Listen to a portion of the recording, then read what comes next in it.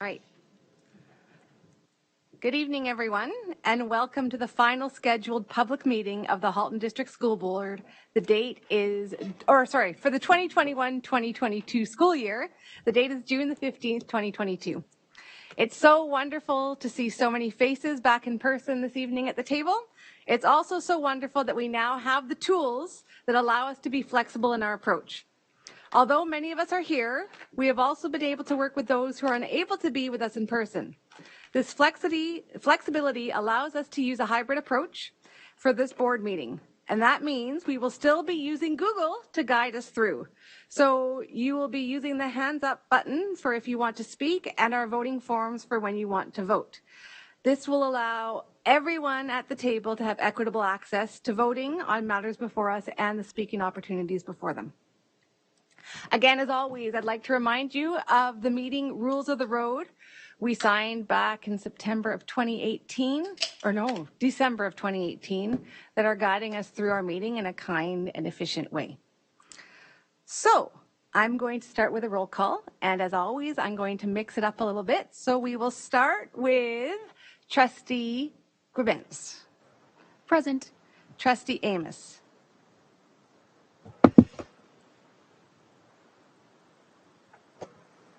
Trustee Amos? I think she's frozen.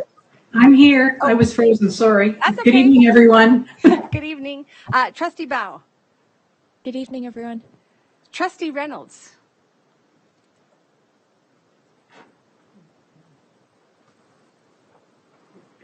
If you notice, I'm going live virtual. Trustee Reynolds. Hello, everyone. There you go. Trustee Rocha. Present. Trustee Garretts. Hello, everyone from Northern Ontario. Sorry, Northern Halton. Trustee Daniele. I am here. Trustee Collard. I'm here.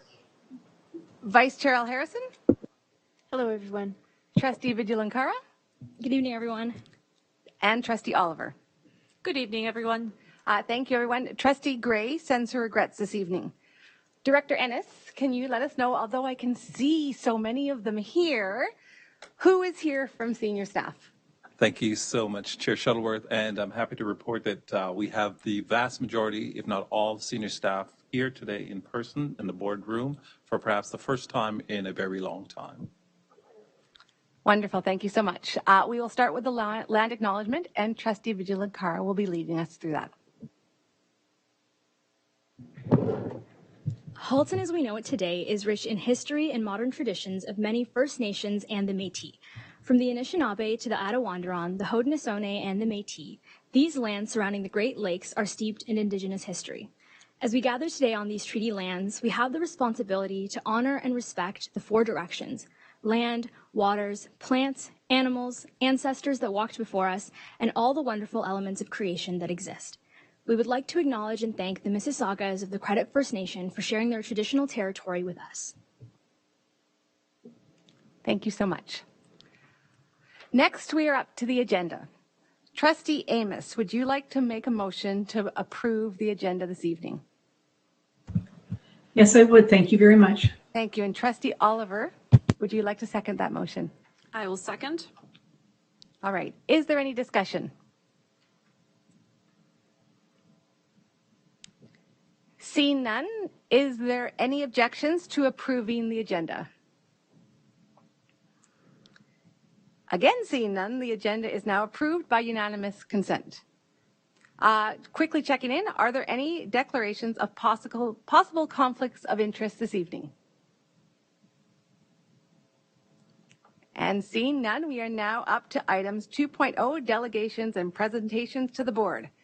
Because we are at the end of an academic year, we are lucky enough to have a second Inspire Award presentation for this month. An Inspire Award is given to an individual or group that is formally or informally associated with the Halton District School Board, which supports our students and their achievements through exemplary caring, initiative, innovation, and creativity. Tonight, we have 9 awards to present. Trustee Gribbins will be sharing the presentation created by Heather Francie in the Communication Department. Before each presentation, I will name the recipient and the name of the trustee presenting the award.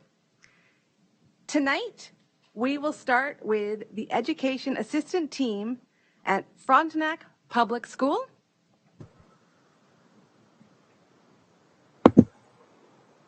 And Trustee Collard will be presenting. Thank you very much. I have the great honor of bestowing this award upon the Educational Assistant Team at Frontenac Public School, which includes Kristen Bonello, Stephen Bowker, Tracy Bradley, Michelle Dunbar, Krista Easterbrook, Joanna Finch, Pam Hickman, Vanessa Hockney, Sumera Janjua, Rosemary Moseri, Tracy Melton, Sarah Peters, Jacqueline Shannon, Robin Staples, and Kristen St. Germain. This team of educators truly is a team. They cover for each other when absences arise.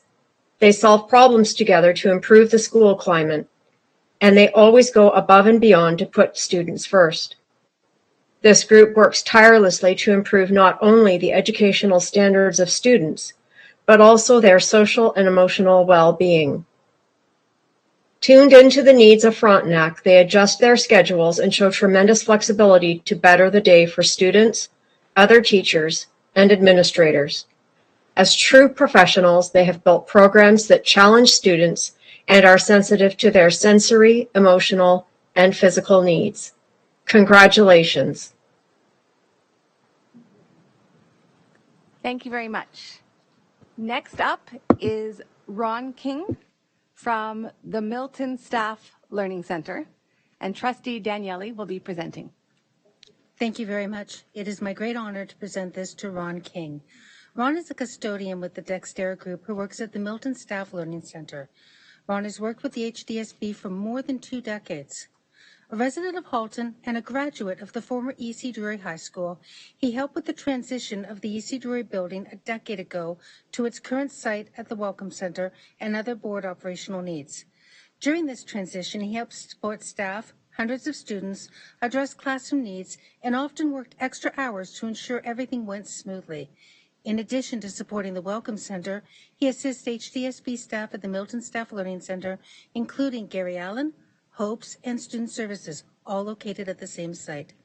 A diligent worker, Ron is reliable and dependable, punctual, and always anticipates the needs of staff. With attention to detail, he's approachable and happy to problem solve by looking for simple and cost-effective solutions to any issue. Ron takes a great deal of pride in maintaining a clean and organized building which welcomes new families and houses HDSB staff. Thank you so much, Ron, for all that you do. Thank you very much. Next, we have Kim Hunt from Viola Desmond Public School, and Trustee Garretts will be presenting. Thank you. It is my honor to present Kim Hunt with the Inspire Award. She's an educational assistant at Viola Desmond. Kim has been working at Viola Desmond since it opened, and since the first day has shown her excitement welcoming students every day with a big smile and a soft elbow bump. A caring individual who helps others solve problems, she greets each student by name, making their day. Using humor, love, and kindness to make students feel like they are number one, Kim inspires staff members and students to do their best. She has taught many of the most challenging situations requiring patience, love, and kindness for students. She makes sure her students have the basic necessities to ensure their school day goes well from start to finish. Way to go, Kim. Thank you so much. Next, we have Paul Dick from Abbey Park High School, and Trustee Oliver will be presenting. It is my pleasure to present the Inspire Award to Paul Dick, who is a special education resource teacher at Abbey Park High School. Paul has taught science in the gifted stream, and parents applaud him for his innovation and the level of respect he shows his students. He champions the success of his students and makes learning fun. He cares about students' well-being, is incredibly accessible to families, and a great problem solver. Paul is an incredible person and educator, a wonderful role model, and partner in students' education, and very deserving of this recognition. Congratulations, Paul. Great, thank you so much. Next, we have Jennifer Roos Galloop from Bruce Trail Public School, and Trustee Daniele will be presenting. Thank you very much. Jennifer Galloop-Roos is a planning teacher at Bruce Trail Public School. Jen is being nominated because of the many outstanding ways in which she supports the inclusion, well-being, and belonging of students. Jen goes above and beyond to support students of all abilities. She introduced Bruce Trail students to the Jays Care Foundation's Challenger Baseball program, an adaptive, inclusive program that aims to empower youth with disabilities through baseball and physical activity, and also the Girls at Bat program, which aims to increase female participation and retention in sport while encouraging the development of self-esteem and positive relationships. Through her leadership and inspiration, these programs have grown to benefit nearly 100 athletes in the school community. Jen is a part-time teacher at Bruce Trail, yet somehow she finds the time to plan and run adaptive programs for the in-person Challenger baseball team, the virtual Challenger baseball team, the Girls at Bat team, the Special Olympics team, as well as practices for the school's communication program.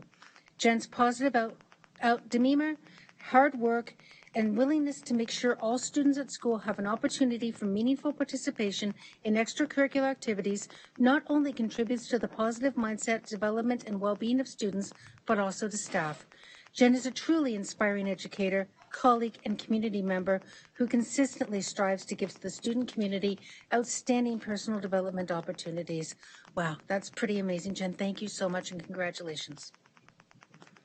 Thank you so much. Next up, we have Celine Bessan from Martin Street Public School, and again, Trustee Daniele will be presenting.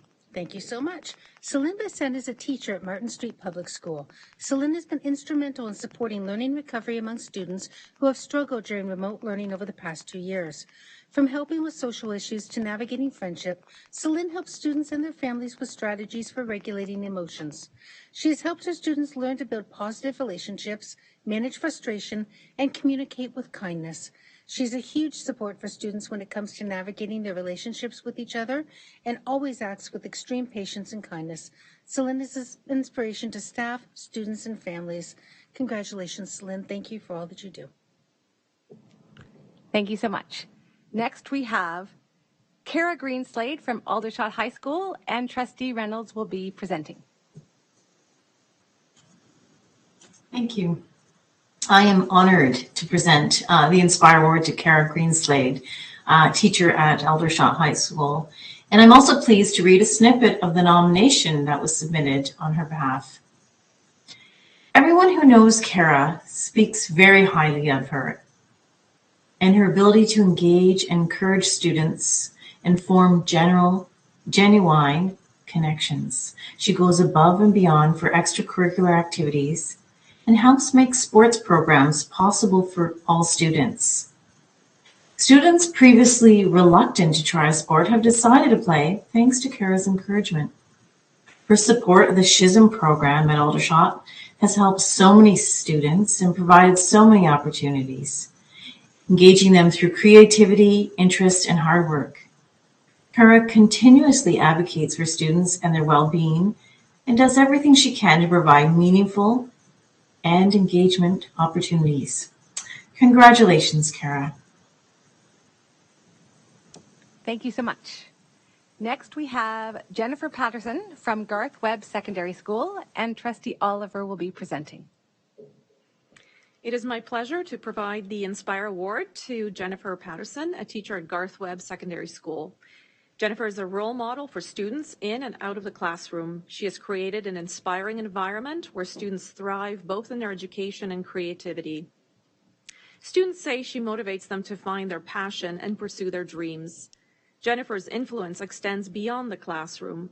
She's the teacher who provides a welcoming space before and after, and who is always there to support students who are struggling with personal issues, to counsel them and arrange for a social worker to provide additional support.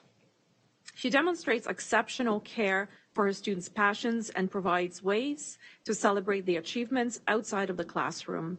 Congratulations, Jennifer. Thank you very much. Next up, we have Michelle Berkowitz from Alton Village Public School, and Trustee Grabentz will be presenting. I am honored to present an Inspire Award to Michelle. She is a teacher at Alton Village Public School, and her detail-oriented teaching style, advocacy of students, and her ability to spark creativity is what makes her a teacher parents are grateful for their children to have. Working with students with special education needs, Michelle uses creativity to engage students in their learning and in social situations by using fun games or strategies to help them feel more comfortable. Her knowledge, communication, and advocacy for mental health have had a tremendous impact on her students. Parents appreciate the time and detail she puts into providing them with insight into their children's mental health and well-being. Michelle is a dedicated teacher who acts with unfailing positivity and kindness. Congratulations, Michelle. Thank you so much. And last but certainly not least, I have the absolute honor to present Rosemary Caruso from Mcclendon Public School with an Inspire Award. She so graciously welcomed me into the school just last week when she made me go on the amazing race. It was so much fun, and I just wanted to shout out for her for that. So Rosemary Caruso is the principal at Mcclendon Public School. More than 150 enthusiastic Mcclendon students supported the nomination of Rosemary's Inspire Award by submitting words of admiration for Rosemary. Classes submitted paragraphs of all the things they love about Rosemary and all that she does for the students, the staff, and the school community. From the youngest JKs to the more sophisticated expressions of the junior students, the genuine appreciation and affection for Rosemary shines through the students' comments. Rosemary has transitioned the Mcclendon community into a new level of caring, school pride, spirit, and fun. Thank you so much, Rosemary, and congratulations. Congratulations to all of our Inspire Awards recipients for your outstanding support of the students in the Halton District School Board, supporting and promoting their achievement and well-being. A special thank you to Susan Thrasher in the Director's Office, who every month works to ensure trustees have all they need to assess the nominees. For everyone watching this evening, even though we're going into the summer, please continue to nominate people or organizations who support our students in their achievement through exemplary caring, initiative, innovation, and creativity. The nomination form is available on the hdsb.ca website. Everyone in the Halton District School Board community can nominate or be nominated. Families, neighbors, related organizations, staff, students, and volunteers. All nominations are gratefully received by trustees. So we have no delegations this evening, but we do have one. Actually, I think we have two presentations this evening.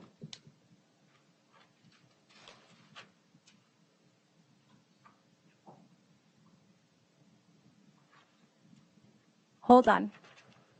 We have a special guest here this evening.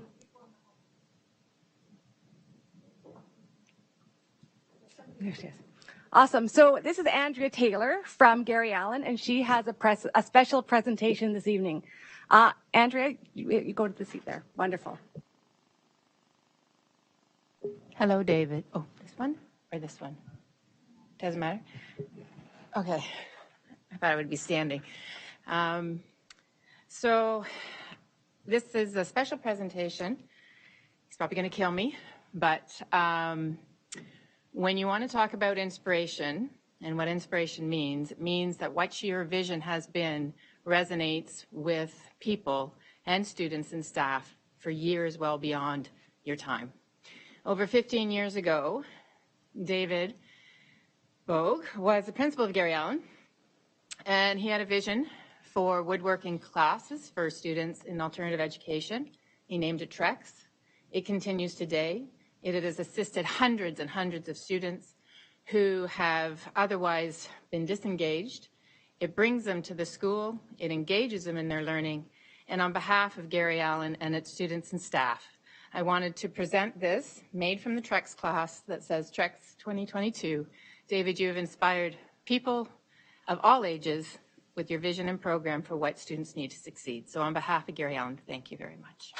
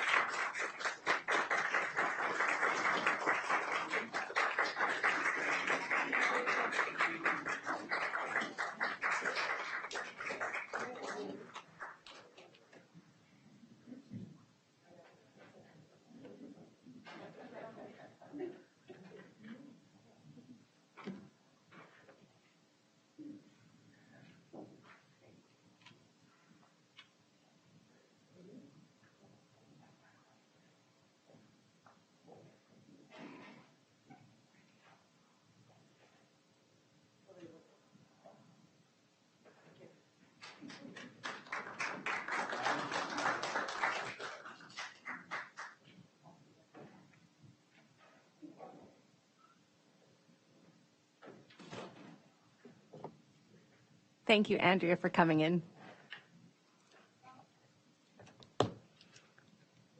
All right, we now have one other presentation as scheduled, and this presentation is through Superintendent Ita, Dr. Jewel Amoa, and Principal Shalita Walker, which is looking at item 2.3.1, which is a verbal report outlining an update from the Human Rights and Equity Advisory Committee.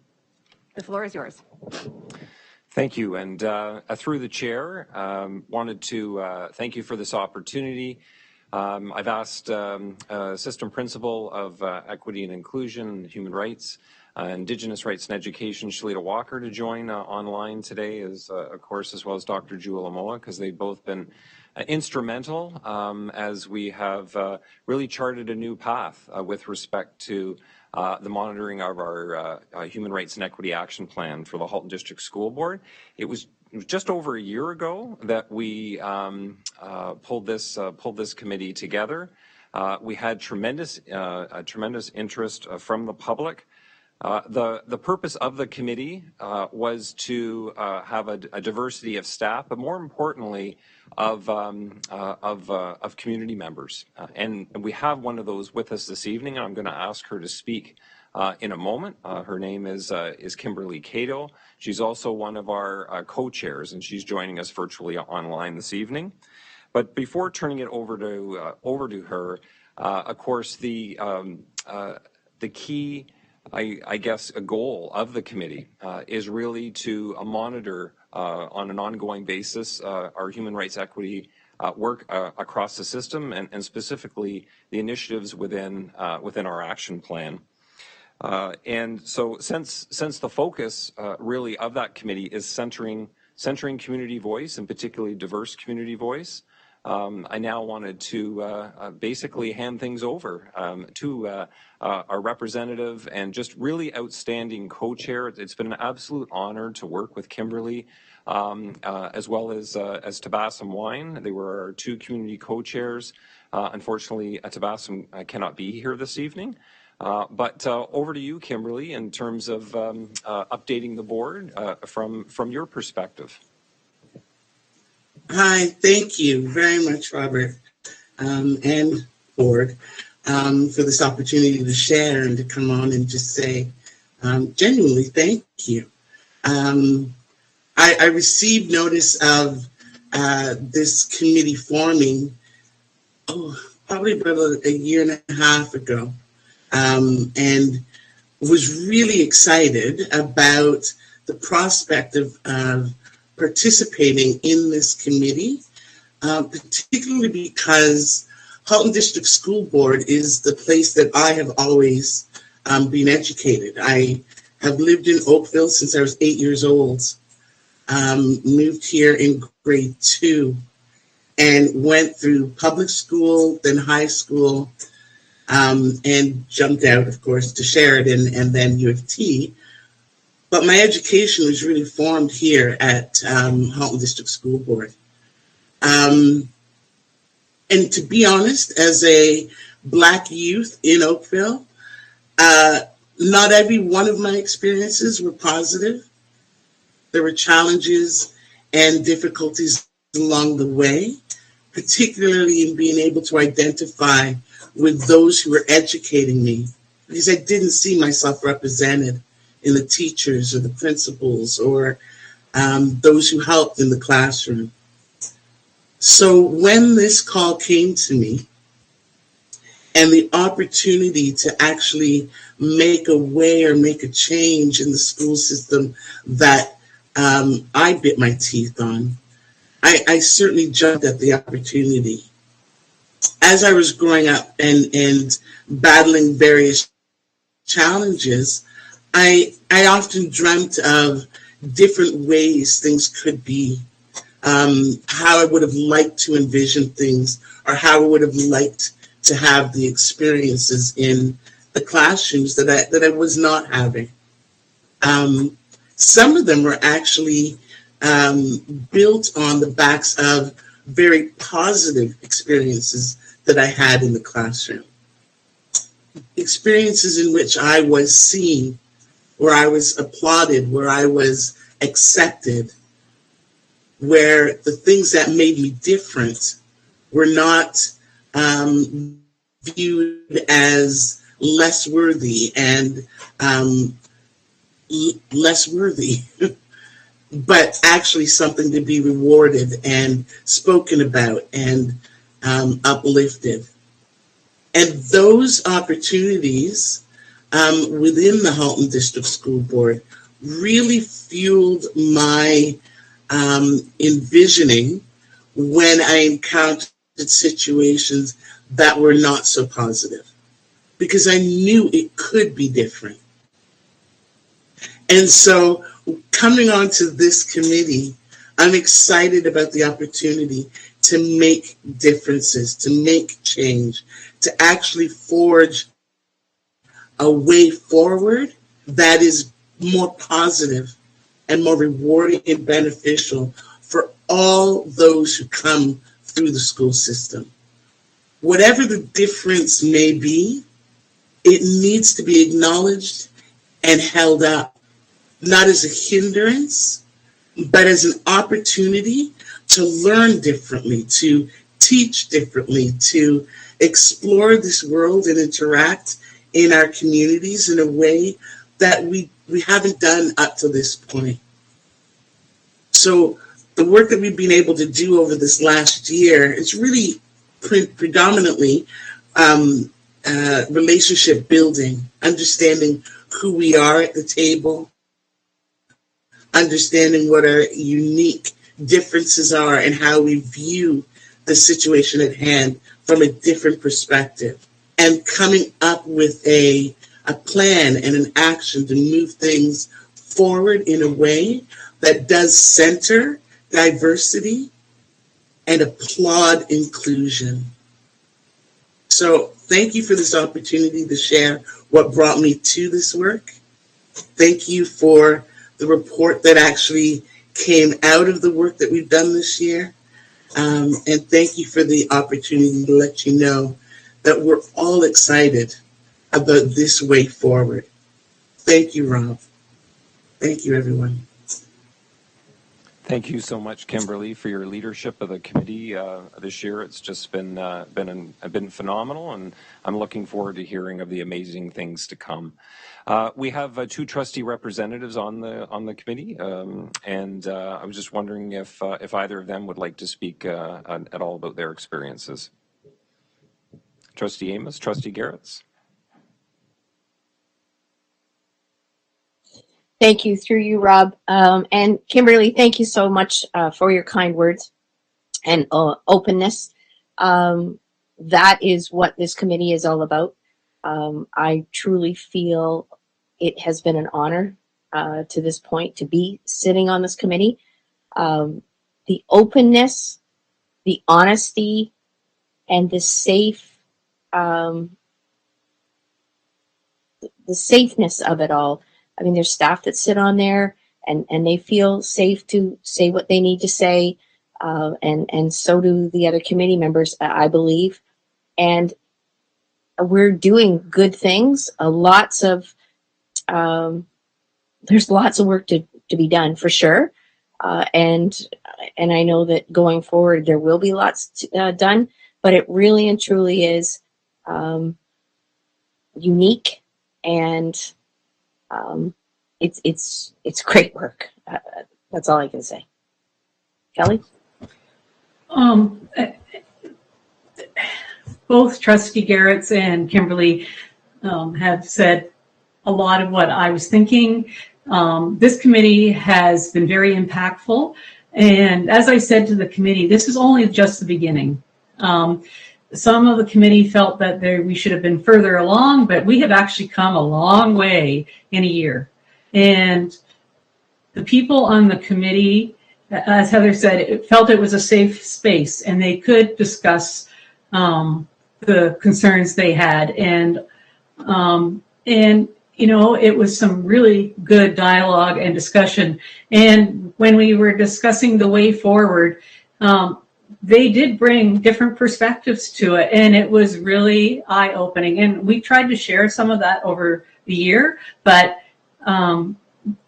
I think this report captures it really well, and I'd really like to thank the leadership of Superintendent Etoff and Shalita and Dr. Moa, because I think their leadership helped bring that committee together, helped us establish those timelines, and then with the Kimberly and Thompson, the two co-chairs, have steered us through all this. And I'm really excited about what the future holds, because this is a foundation of moving forward. So thank you to everybody. And thank you. Back over to the chair, and any questions that trustees may have. We're happy to take any questions regarding to the report or anything else related to the committee.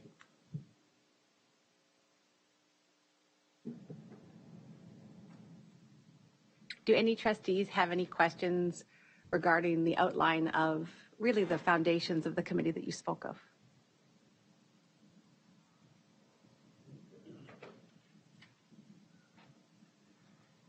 No, well, so thank you. On behalf of the board, Superintendent Etoff, Dr. Moa, Principal Walker, Trustee Garretts, Trustee Amos, and of course, most importantly, Kimberly, thank you so much for all you've done. It's so nice to see. I know how hard you've worked to create that caring community feeling that creates that feeling of safety.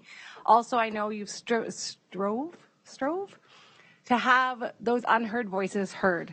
And I think that's so important. It's really great. We really do appreciate all the work that you've done. So thank you so much for everyone on the committee.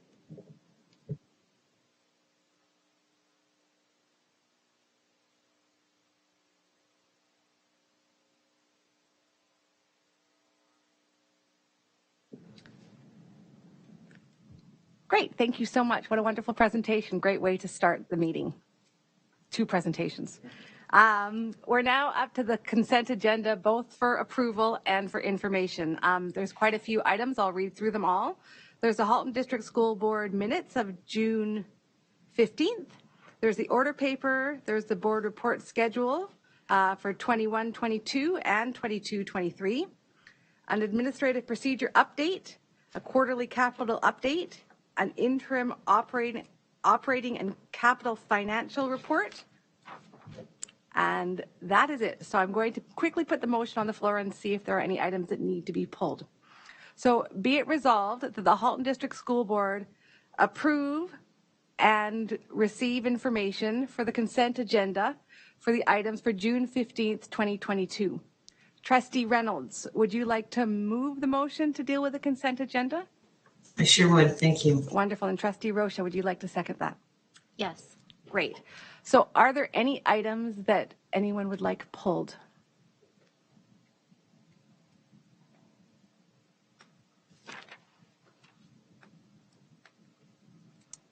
All right. Seeing none, are there any objections to approving the consent agenda?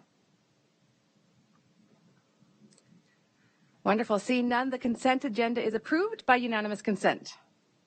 Now, as noted in the agenda, we've moved things around a little bit this evening, and so we have now put the student trustee report to item 5.0, which is where we are now.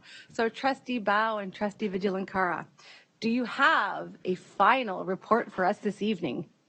Yes, we do. Go ahead. Good evening, everyone. So our final Senate meeting took place on Tuesday, June 7th. There were many heartfelt thank yous and goodbyes, and we also had the opportunity to review all the amazing work that our senators have been doing over the past year. We're really, really proud of our senators and for the students on our subcommittees who weren't on Student Senate for all the hard work and their dedication. It's been another challenging year, but they've once again proven that Halton District School Board students are resilient and super smart and super talented and can do amazing things despite the challenges. So thank you to all the senators, and we're so proud of you all. At this meeting, we also had the honor of introducing the first set of Student Sustainability Leadership Awards. And so this was part of our climate emergency declaration. So it was really nice to kind of end off our year with the first set of awards presented. So I'll read to you the award winners. So first we had the Brandt Hills Eco Team. So Grace, Olivia, Sydney, Tegan, Kevin, Serena, and Ava in grade 7 and 8. The Brandt Hills Eco Team worked throughout the year to implement many activities into the daily lives of students at Brandt Hills that have positive impacts on the environment and reduce greenhouse gas emissions. Specifically, the group has implemented lights off lunches and litterless lunches on a weekly basis, an Eco Week information campaign with videos and discussion questions for every grade, as well as gardening tips and information culminating in a school-wide cleanup that encompassed not only the school, but the surrounding community. We also had the fundraising warriors of Ethan B, and this was comprised of Ethan, as well as a number of other students, Edward, Nicholas, and Nathan. Ethan was the lead of the fundraiser warriors who, through the development of and sale of the Acts of Kindness Advent-style calendar, raised funds for 24 different charities, one of which was Conservation Halton, which received $578 for the planting of trees and restoring the natural environment. These kids are in K-3, by the way, so this is it's an amazing accomplishment. We also had Farwa from Craig Kielberger Secondary School. Farwa is passionate about raising environmental awareness, both in school and in the community. As a member of the community, she organized she's a member of many community organizations, as well as eco teams at both elementary and secondary levels. Farwa takes action throughout the year and also recognizes the importance of optimism with a climate change hope wall. She's in grade 9 and 10. And Gabriella from Pineland Public School in the grade 7 and 8 category. Gabriella challenges herself and her family and friends to take action by creating monthly calendars with daily opportunities to take action.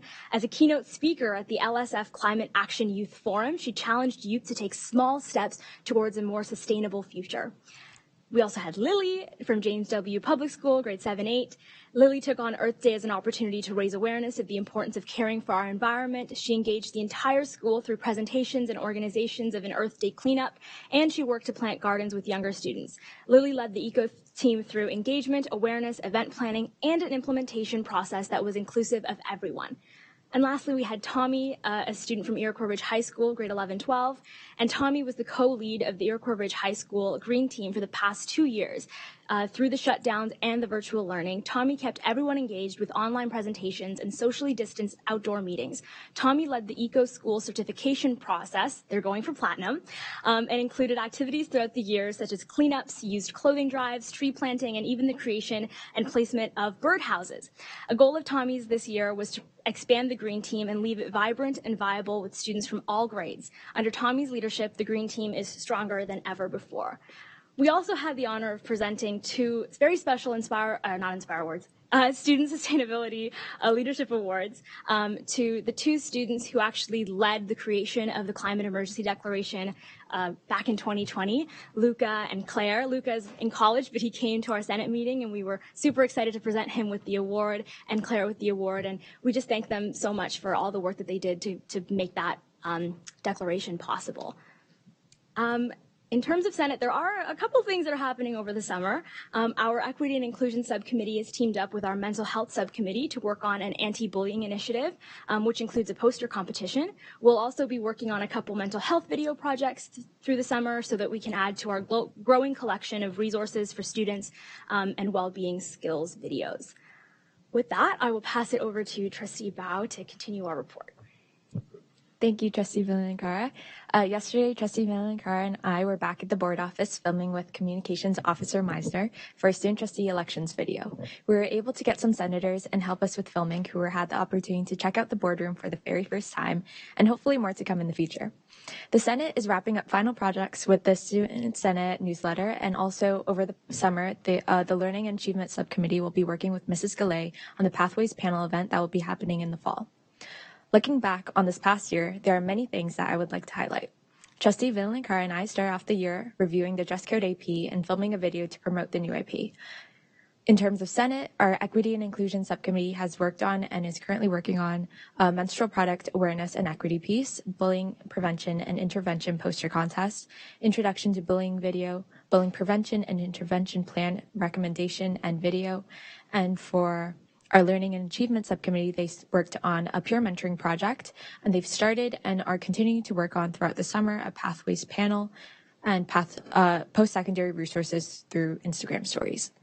Our Mental Health and Wellbeing Subcommittee has worked on and facilitated the HLS Mental Health panel and they collaborated with the Equity and Inclusion Subcommittee on an anti-bullying initiative and video. They also sent a letter to Superintendent Barnes regarding mental health in the health curriculum and provided student feedback on multi-year plan.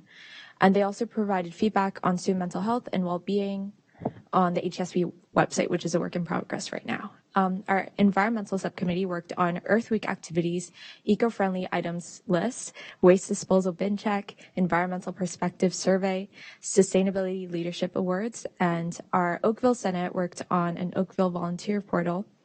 They also identified problems in our region such as menstrual product abuse, graffiti, rise in bullying, COVID impact on mental health, and they joined with the Burlington Senate on a vandalism project. Our Burlington Senate worked as well on a volunteer portal. They had a Burlington Senate buddy program, and they identified regional challenges facing Burlington students such as student mental health, vandalism, hate and harassment, and mental health hygiene products. They also had a superintendent Q&A session, which was pretty cool. And our Milton and Halton Hill Senate worked together on our very first Northern Forum event to increase awareness and engagement with students on Northern regions on what our Student Senate is. They also listened to concerns surrounding waste disposal, bullying, and vandalism, and they compiled volunteer opportunities throughout Halton Hills. Our Student Senate also had their annual HLS event, as many of you know, and Trustee Villankar and I also got to meet and work with our fellow student trustees at OSTA ACO at FGM and AGM this year, and BCC's online. Finally, we were also able to move our motion for our chair to write a letter to the Ministry of Education to allow for student trustees to move and second their own motions. We started our very first Indigenous Rights and Education Subcommittee on Senate and our board's first Student Equity Committee. And on a personal note, I would like to say a big thank you to our trustee mentors, Trustee Oliver and Trustee Reynolds, for all their help and support guiding us this year.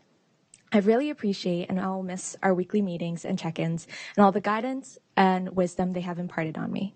I still remember how nervous and excited I was going into this position and how Trustee Oliver and Reynolds helped me make me feel so much less overwhelmed and make me feel so welcome with the orientation and how friendly they were right off the bat. I couldn't have asked for better mentors. Thank you for Ms. Patello and Mr. Henderson for all their help and support with Student Senate.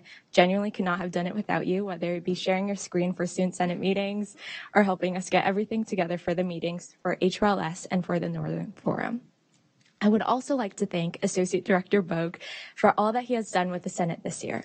Although I'm really sad to see him leave, wishing him all the very best in the next chapter of his life. Thank you to Director Ennis for his kindness and wisdom.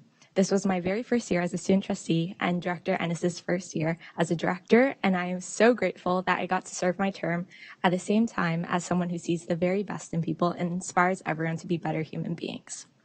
Also, thank you to our senators for such an incredible year. Each and every one of them had something wonderful to bring to the table, and it's been so fun to watch them not only be leaders at their schools, but at their communities and being kind to one another. And thank you to the students. Thank you for believing in me and giving me this once-in-a-lifetime opportunity. I could not have been able to learn and grow so much if it weren't for all of you. Shout out to my teachers, principals, and peers at Milton District for being so kind and supportive these past few years, and all the lovely students and staff I've got to meet and interact with at other schools. I'd also like to thank everyone at the board, the trustees, superintendents, system principals, IT communications staff, and so much more for working so hard to make our education for our students, families, and staff so great. I will truly miss our board and committee of the whole meetings. Lastly, but definitely not least, I would like to say thank you to my co-student trustee, Vandy Villankara. Over this past year, I've seen Vandy be a fierce advocate for student voice, and I honestly couldn't name anyone better fit for this role. She inspires me so much to be a better leader and a better person. I will miss our late night Google meetings working on Senate projects, our carpool rides, shout out to Vandy's mom, or our adventures at Oyster trips.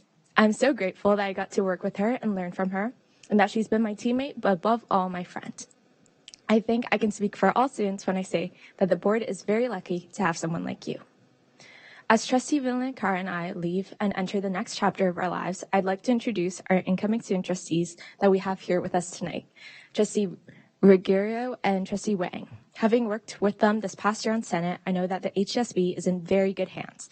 I'm so excited to see all the great things that they accomplished together and helping them mentor them this summer. Finally, I'd like to end with a quote from Winnie the Pooh that encapsulates how I feel about this year coming to an end. How lucky I am to have something that makes saying goodbye so hard. I'll pass it on to Trustee Villan-Carr to say a few words. Thank you so much, Trustee Bao. Couldn't have said it better myself. I love the quote. Where do I even begin? I guess I'll begin at the start. August 19th, 2020 was my first board meeting. It was the special board meeting that lasted over 10 hours. Talk about an introduction to what the life of a trustee is, right? So I don't know, I feel like that 10-hour board meeting was really foreshadowing what was to come for the next 2 years and the whirlwind that was to come. The 2020 to 2021 school year was basically the school year of the word unprecedented. Schools had been shut down, and as a board, we were navigating how remote learning and other activities would look like during the pandemic. As a student trustee, our role became even more important for students. It was the first time many students had even heard of what a student trustee was, and here they were looking to us, to me and Evan, to answer their questions about what cohorting meant and whether they would have extracurriculars for that year, while we were just navigating board life ourselves. We received dozens and dozens of messages every day. We went from getting maybe a few hundred messages or a few hundred views on our Senate social media to over 1,000 views in a day. Students really needed us, and we tried our best to be there for them, and I know our senators did a really good job being there for them that year. I could only imagine how many messages our trustees and senior board staff had been receiving, and although this was a very intense and certainly exciting way to be introduced to the board environment, it really emphasized to me just how important this position was and the tremendous responsibility that comes with this job. That year, we decided to have student Senate subcommittees for the first time. We recognized that students in our board wanted to focus on a great number of issues that really did vary. And so we had these subcommittees that achieved a lot of work in the smaller groups. And it was really successful, and we continued it on this year. That year, we also focused on raising awareness for the Senate. We made videos, we sent out our very first newsletter, we held town hall meetings and met with students, and we really tried to just build that awareness and ensure that students knew they could come to us. We also held our first ever online Halton Youth Leadership Symposium, and it hosted over 200 students, and it did a great job improving access and awareness for the Senate. And despite COVID canceling a lot of events, our amazing senators showed resilience and adaptability by proposing new and innovative alternatives like drive-through graduations, which I think were pretty successful. I liked those. And that's not all. Many of our senators wanted to work through the summer, and for the first time ever, we had Senate initiatives run in July. Our mental health subcommittee ran a very successful mental health campaign, and they had a poster competition, and those winning posters are still up in schools and have links to resources for students to use. Then we flash forward to this year, and that amazing work definitely continued. This year, we decided to have subcommittees that reflected the 5 pillars of the multi-year plan. And for the first time ever, we had an Indigenous Rights and Education subcommittee. And through this, our dedicated senators learned a lot about Indigenous rights and education, and we're hoping to continue that. I say we, but the Senate, I will in spirit be hoping to continue that next year. We also didn't want to stop there.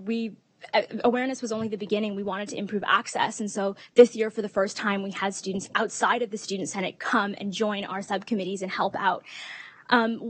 Our environmental subcommittee was able to follow through with our commitment in the climate emergency declaration, and we saw today we presented those first ever awards. And one initiative in particular that I'm really proud of is the creation of the Student Equity and Human Rights Committee. Thank you to Superintendent Etoff and to the entire Equity, Human Rights, and Indigenous Education Department for supporting the creation of this. And thank you especially to System Principal Shalita Walker for meeting with us so many times this year and really giving us all the support to make this committee a reality. And I'm really happy to share that this committee will be ready to launch in the fall. This is, of course, only a modicum of the great many things our student senators and Senate has achieved. And I could list off everything, but I'll save it for our newsletter, so tune in for that. Now, I also know that this work wouldn't be possible without a great number of people. And so I really want to take this moment to thank literally every single person. Starting off with our trustee mentors, Joanna and Leah. Thank you both for always being there for us, from helping us prepare for board meetings and Senate meetings, to, just sending us a text at night to remind us of emails that we have to reply to. You're always there to give us guidance and advice whilst still giving us the freedom to be our own trustees and make our own decisions. Thank you so much to Associate Director David Bogue. You're always there to reply to my 101 questions and emails. You help not just the board, but our Senate stay on track. I really appreciate your patience and just your measured response to things. I really can't imagine having a Senate run without you, so I really appreciate everything that you've done for us. I'd also like to thank Senate staff, Mr. VP Ryan Henderson, for his kindness, his patience. Without him, we wouldn't be able to run our HYLS. He does all the tech for it. It's really amazing. And of course, to Louisa Botello. I don't know anyone who I don't know an administrator that's more busy than her, honestly. Like, she takes on every single project and every single thing. Like, I remember when we were doing HYLS, it was, we had an issue with one of the spreadsheets, and she spent 5 hours with us after school. She stayed at her school past 9 p.m. to help us fix something on a spreadsheet. And she did it with a smile on her face, and she never, ever wants thank yous. She's just such an incredible human being. And at our Senate meeting, that was all the senators, couldn't stop singing her praises. She really is the rock for our Senate. And so thank you so much, Louisa, and thank you for always answering my calls. I also just have some teachers to thank, going all the way back to like middle school. Principal Krista Benedetti for believing in me and giving me the opportunity to be my school's first ever student senator 4 years ago when I was in grade 8. Miss Fonda Loft, my high school student council supervisor, and my White Oaks principal, Miss Peterson, for giving me the opportunity to continue Senate through high school and for continuing to support my work as student trustee. Mr. Kilgore, my volleyball coach, you always showed me endless support and guidance. And when I was first elected to the position, he gave me the very, very valuable advice from Spider-Man that with great power comes great responsibility. And I've always tried to follow that. Madame Kristen Othen, Madame Esch, Madame Helly, and also just two very important people were my two grade 6 and 7 teachers, Madame Doe and Miss Hewitson. At that age, I was definitely an activist, and I'll be the first to admit my activism was a bit rough around the edges. My advocacy was not refined, not saying it is now, but it's better now. And so even though I was definitely passionate and fired up, they never tried to, they never tried to make me small. They always tried to nurture that in me and help me refine that.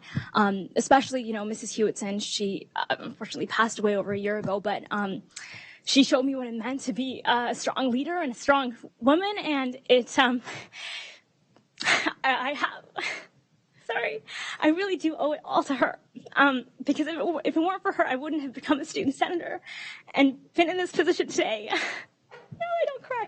Okay, but yeah, point is, all of this really is just a testament to the type of teachers and educators we have in this board.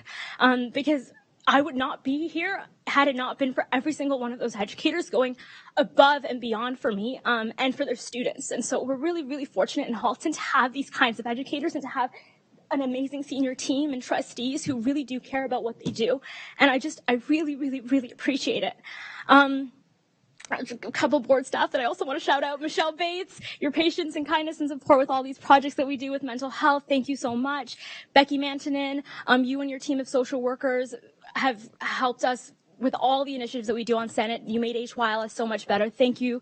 Susan Thrasher, although I hadn't seen her in person until like a little bit more recently, I could see her smile through the screen. That's how kind she is on email. She's like the first person all student trustee candidates email. And so she's like the first kind of glimpse of the board that we get. And she's the kindest, most amazing, supportive, amazing patient, a great individual ever. So thank you, Susan.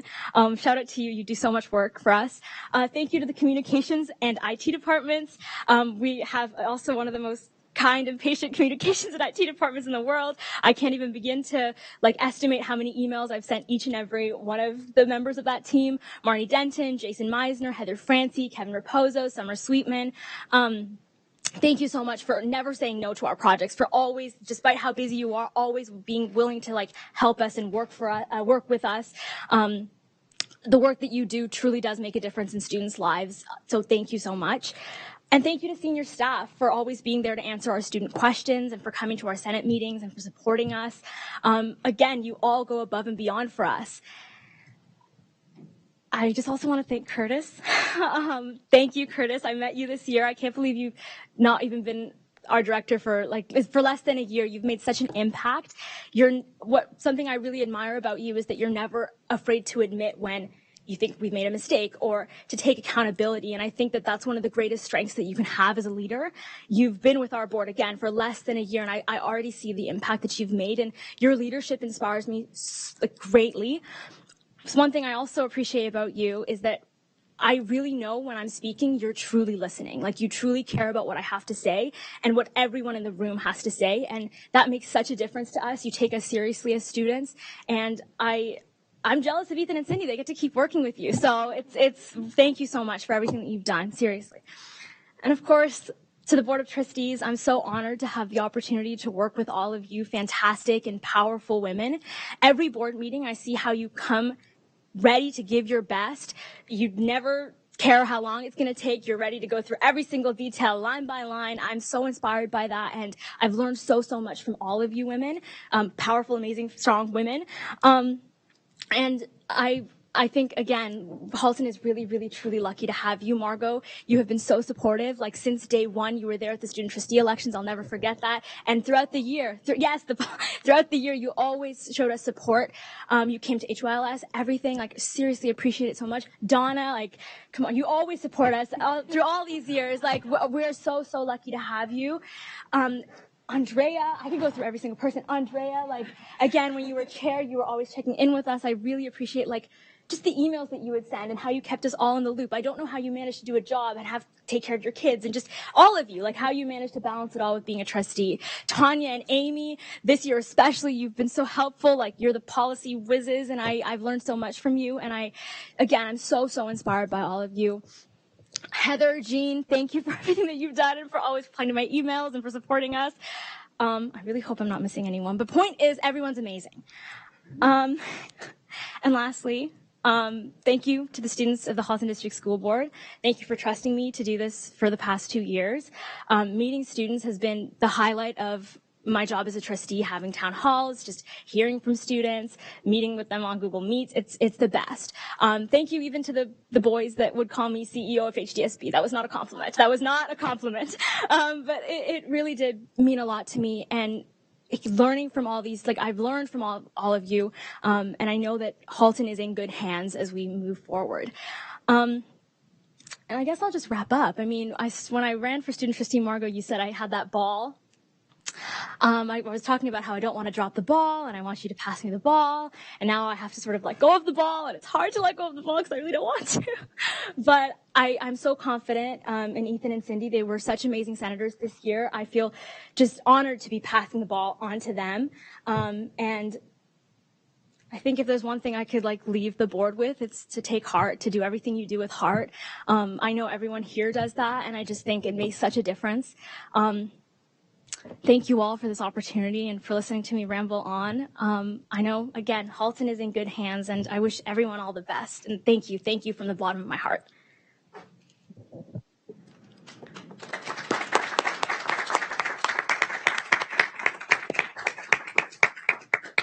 And just quickly to add, they're very modest as well, because Vandy also is the recipient of the Ontario Public School Board Trustee Leadership Scholarship. She was announced last week. Was it last week at Senate? Last week at Senate, but I know that it hasn't been announced probably Halton-wide, but I just want to congratulate her on achieving that award. It was an amazing, I was on the committee, so it was really great to see, and I was also her reference, so it was really wonderful. So again, great job, both of you. And again, I saw Jazz and Aisha at OBSPA this week, and they both said how amazing both the two of you are. So does anybody have any questions?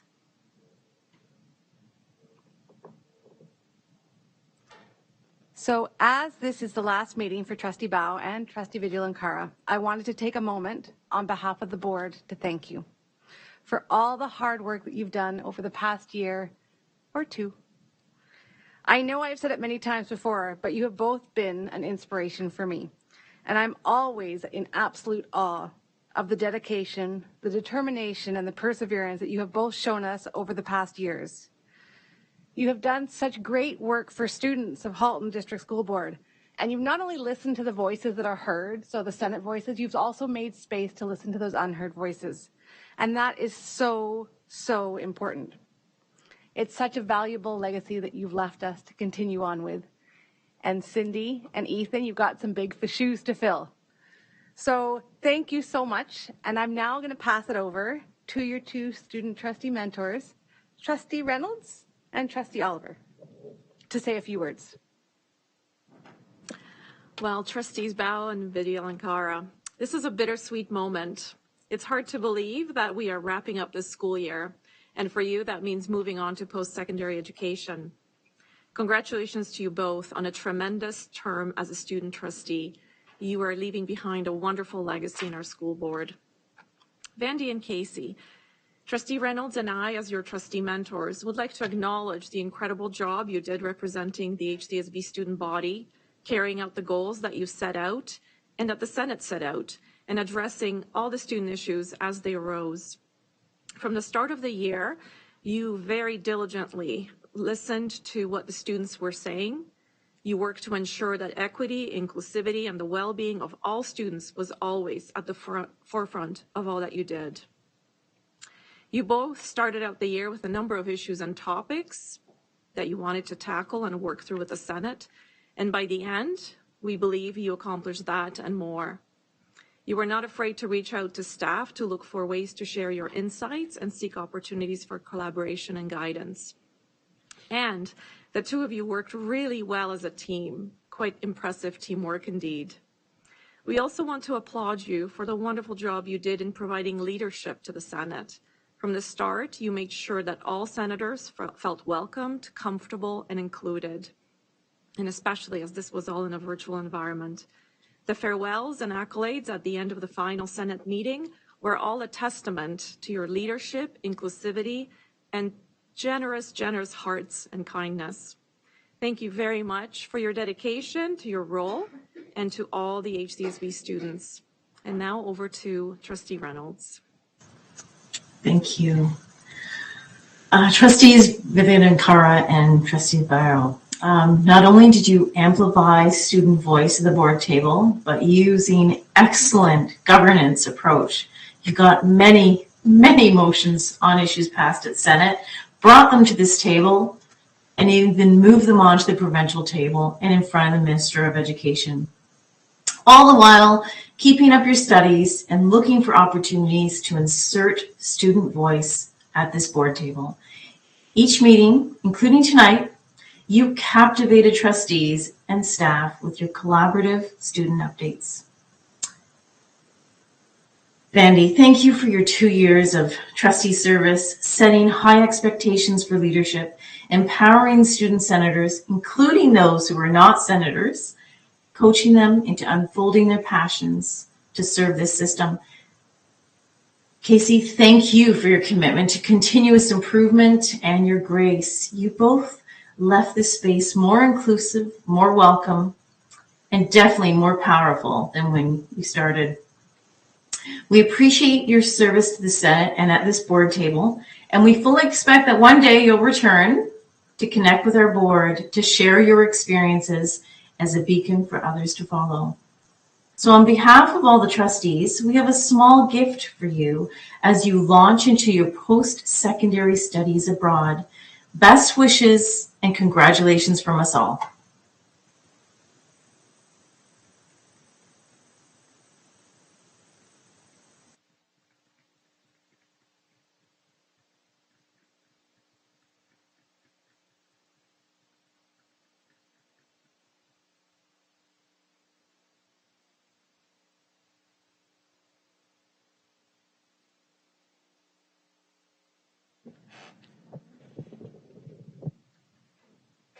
Awesome. Thank you so much. Does anybody have any further comments before we move on?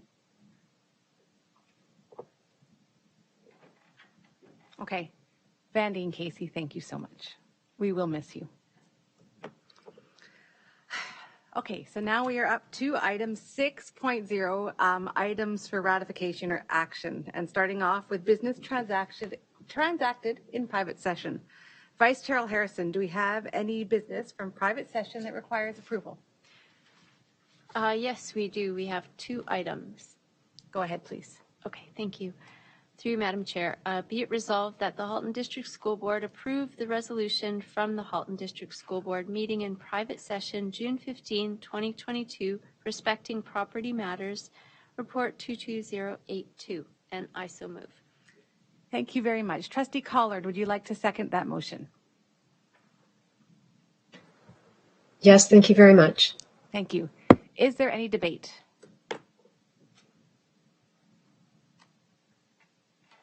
Seeing none, if you can all pop on over to your voting form and cast your vote, please.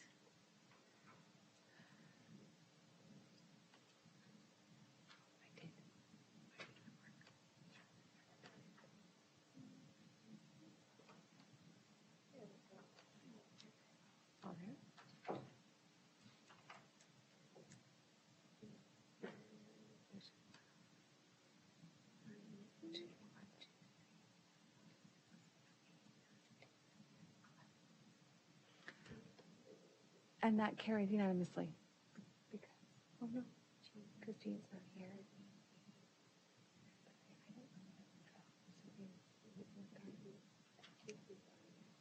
You're not voting.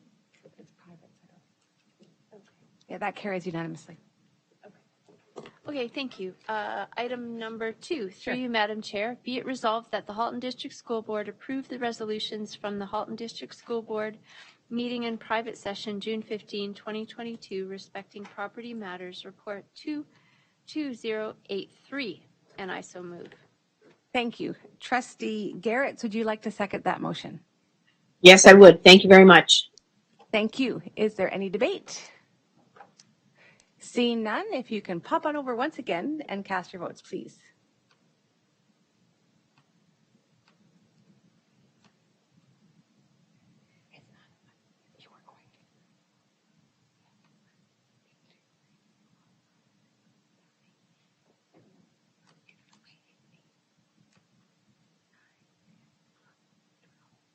Thank you very much, and that carries unanimously. Okay, we are now up to item, you're already there, 6.2, items for action for June 15th, 2022. We have first on our list, item 6.2.1, the 2022-2023 draft budget report, report number 22068. Superintendent Nagoy, would you like to speak to this? Thank you. We thought it's a good idea to put the accountant right after those inspiring speeches. For the chair to all trustees, maybe a good segue. I should say thank you as well to the student trustees for their role in promoting the budget and the budget survey and student voice. Every year we've gained more and more traction and more comments from your fellow students. So thank you for your support. And this evening, trustees have in front of them the 2023 budget for a total of $855 million approximately for the operating budget and $146 million for the capital portion. Our board has an estimated 66,736 students next year. We continue to grow at a slower pace, but we do continue to grow. The budget is a compliant budget with a deficit of $7.2 million, with the budget in-year deficit elimination plan attached as Appendix D in your report. And it's a plan to eliminate the deficit within a year, as all of those items are one-time in nature and meant to support a multi-year plan, as well as to support a learning recovery and the challenges from the pandemic and post-pandemic environment. And I would like to also take a moment to thank the Board of Trustees for your efforts and input into the budget process and your support throughout the year, not just during the budget development process, but as we navigate emerging challenges and we see how this unfolds. And I would like to thank the senior team and the director for their work on aligning the budget with our priorities, the multi-year plan, the operational plan, special education plan, and the capital renewal plan as well. And last but not least, I would like to thank my team as well, who have worked behind the scenes to put this monster budget together. And Jackie Sweetman, our Controller of Financial Services, who after 31 years of budgets that have been passed and diligently managed, is retiring, and this will be her last budget that she has overseen. I'd be happy to take any questions trustees may have. Thank you. Thank you. On behalf of the board, I'd like to thank you and your team for all the work you've done. And again, being able to present the information this week as well as a couple weeks ago in a way that we're able to understand. We really appreciate all the work that you've done. So I'm going to read the motion and then I'll open the floor for debate. Okay, it's a big one. Be it resolved that the Board of Trustees approve the 2022-2023 Halton District School Board PSAB operating budget in the amount of $854,507,121, and that the Superintendent of Business Services and Treasurer be authorized to proceed with the expenditure of funds as outlined in Appendix B. Be it resolved that the Board of Trustees approve the 2022-2023 Halton District School Board PSAB capital budget in the amount of $146,107,326, and that the Superintendent of Business Services and Treasurer be authorized to proceed with the expenditures for funds as outlined in Appendix C. Be it resolved that the Board of Trustees approve the 2022-2023 in-year deficit elimination plan in the amount of $7,213,160, and that the Superintendent of Business Services and Treasurer be authorized to action the plan as outlined in Appendix D. Trustee Grabentz, would you like to move the motion, please? I would. Thank you very much. And Trustee Amos, would you like to second? Yes, I would. Thank you very much. Thank you very much. Is there any debate?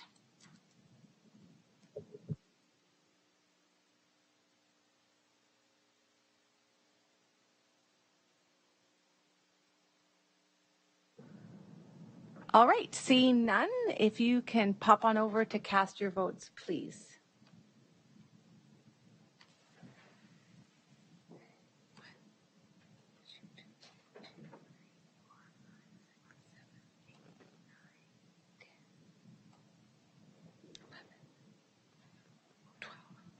Thank you very much, and that carries unanimously. Okay, we are now up to item 6.2.2, the operational plans for 2022-2023 strategies, report number 22065. Associate Director Bogue, would you like to speak to this? Hi, thanks, Madam Chair. It's kind of weird being at the center table here again. I don't really want to say too much. Trustees received this report on May 13th. I believe you had it for about a month, and staff are happy to answer any questions that trustees may have. It is aligned with the budget, as Superintendent Superintendent Ngoy mentioned, and it's the staff's best thinking in terms of the strategies that we will put in place to keep moving the needle forward on our multi-year plan objectives. So happy to answer any questions. All right, so again, Associate Director Bogue, thank you so much for the dedication and hard work that you've put into this, ensuring students' well-being and success, and addressing, of course, all the commitments outlined in our multi-year plan through the operational plan that you, along with all the staff in this room, have put together. So again, I'm going to read the motion, and then I'll open the floor. So be it resolved that the Halton District School Board approve the operational plan for the 2022-2023 school year as outlined in report number 22065. Trustee Oliver, would you like to move this? Yes, I so move. And Trustee Rocha, would you like to second this? I would. Wonderful. Is there any debate?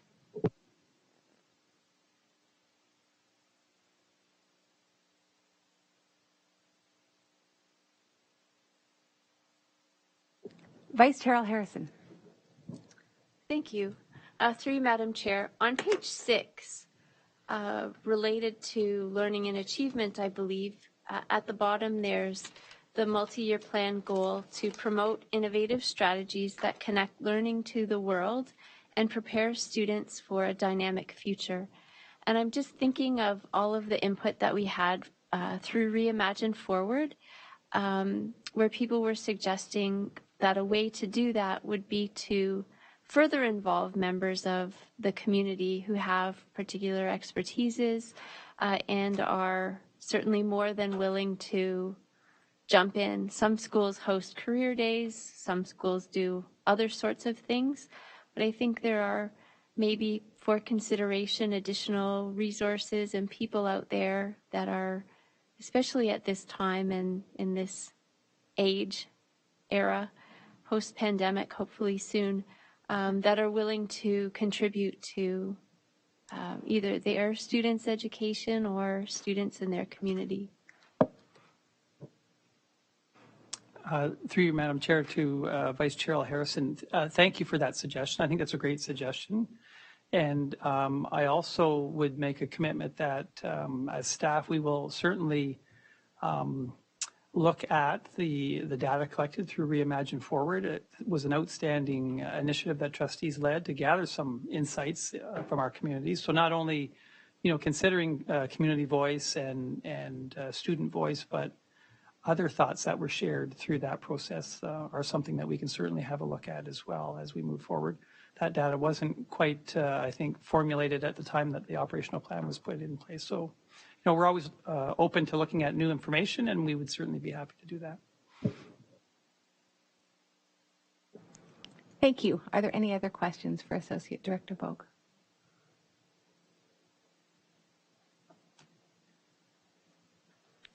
All right, seeing none, if you can cast your votes, please.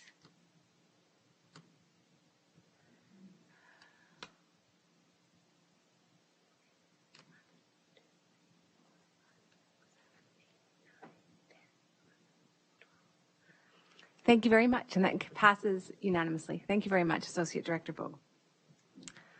Okay, we are now up to item 6.2.3, the Special Educational Plan for the academic year of 2022-2023. Superintendent Ruddock, would you like to speak to this? I haven't done that in years. But I do it every time. So I'm pleased to bring back the Special Education Plan for 22-23. And this plan was discussed at SEAC last week on June 7th. SEAC voted in support of the plan with the exception of one association. That's the Association of Bright Children, or ABC Halton. ABC has provided a minority report, which you'll find appended to the plan in Appendix M. And they identify two areas of concern: declining early identification and placement of primary gifted students in self-contained classrooms, as well as the communication of placement options for gifted students. SEAC had quite a robust discussion on these areas of concern, and I believe Chair Shuttleworth would like to speak to the board's response to the minority report. Yes, so I would like to let trustees know that we have responded to the minority report. And again, in consultation with Superintendent Ruddock, we put the mechanisms into place to address the issues that were raised surrounding both the placement and identification that ABC highlighted for us. And again, it was looking at the lens that Halton looks at inclusion in the regular classroom as being the best place for students to be, and recognizing that we do have areas, we can improve on areas for collaboration and use ABC's feedback to assist us in planning for our next year. So the minority report response, I think, has been sent out to all trustees as well. Does anybody have any questions for Superintendent Ruddock? Trustee Collard. Yes, thank you.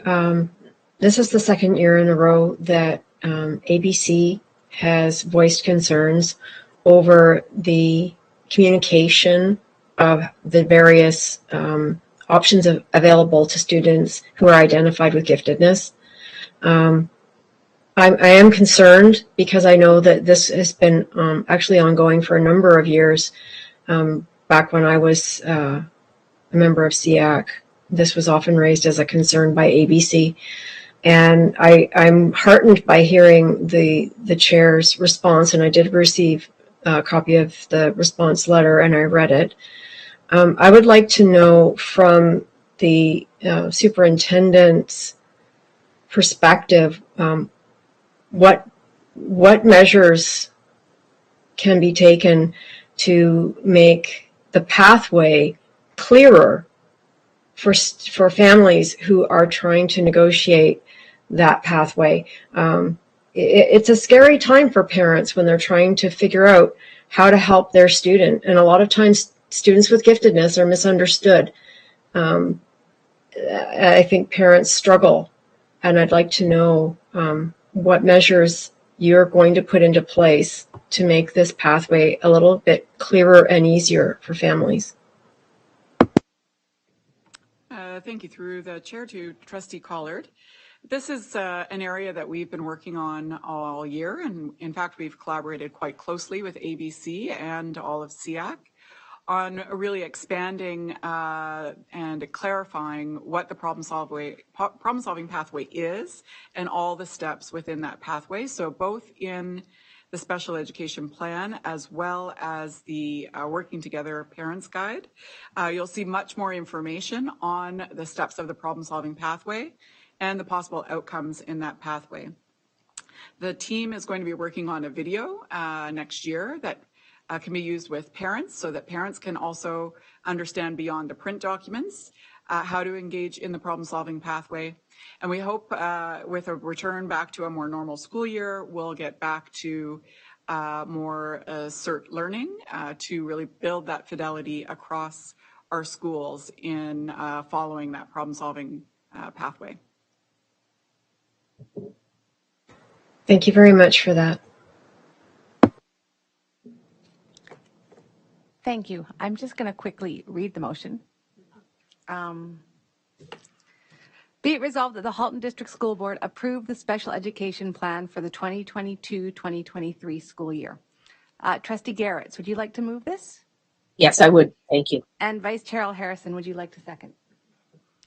Thank you. Is there any further questions or debate?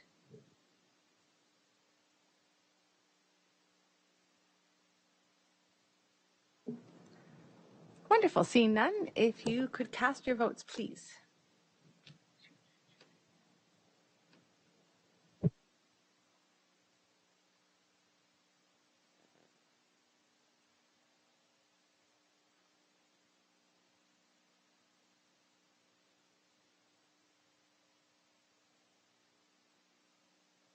Thank you very much, and that passes unanimously. Okay. Moving right along, we are now up to item 7.0, communication to the board.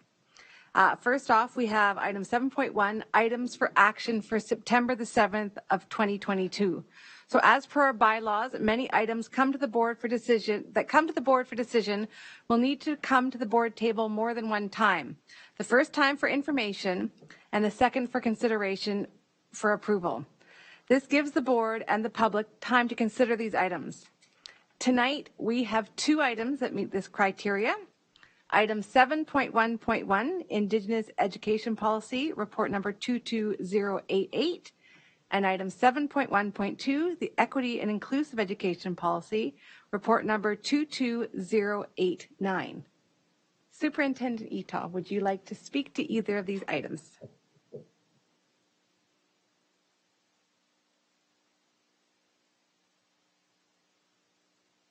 I'm going to watch my knees. Yes, no, thank you for receiving both of these policies, as was shared last week at our committee of the whole meeting, where we had an opportunity to dig into each of these policies. Our Indigenous education policy, it's a new policy. It's been one that's been thoughtfully created in partnership with not only our treaty holder, with community, with staff, obviously, and was fully supported by our Indigenous and Education Advisory Committee. We're looking at sending that out for legal review in terms of compliance with our operational policies of the board. Likewise, in terms of the equity inclusive education policy, this was a rewrite, but it was a long-awaited revision, and certainly looked at it from a human rights lens, and is a much more comprehensive and robust policy to help guide the work of the Halton District School Board going forward.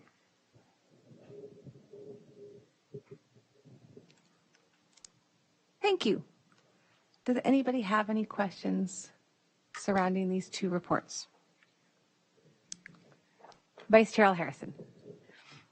Thank you. Through you, Madam Chair. My question is with respect to the legal review of both of these policies. And Superintendent Etoff, you indicated that the first one in particular was developed collaboratively with some very important and knowledgeable people in this subject matter. And so my question is, if this is reviewed by a legal person whose expertise is not necessarily in the subject matter, but perhaps is with the Education Act, and as you said, our operational obligations as a board, and something comes back that's a challenge in here, I wonder if the group has contemplated a process then to, again, collaboratively problem solve that piece, because I feel like if it comes back to us as a board, we would be doing kind of an injustice to the people that set their minds over a long and robust process to developing the policies, draft policies that are here in front of us. And I'm not anticipating an issue, but rather trying to be proactive in case something comes up. So this doesn't just land back before us September 7th, which is right at the beginning of the school year. I know we always can defer and so on, but I just wonder what your thoughts are on that. Yes, thank you. Thank you for sharing the question, and through the chair to Trustee L. Harrison. We've certainly given great consideration to this. What I would say is absolutely how this whole policy development has been approached, I would say, is a very uncolonized approach. It's been a very unique approach in terms of policy development due to the very collaborative nature in which it was built, and two legal minds were part of that process. One is sitting behind me. Dr. Jewel Amoa was certainly instrumental in ensuring that this policy was built in the right way and was certainly observed in terms of Indigenous rights and centering those as part and parcel of that process, as well as Nancy Rowe. And both Nancy Rowe, our treaty holder, as well as Dr. Jewel Amoa, both are central to this work in terms of the Ontario Human Rights Commission. And so when it comes to looking at issues around Indigenous rights, they are certainly at the forefront in terms of understanding how to approach this work in a good way.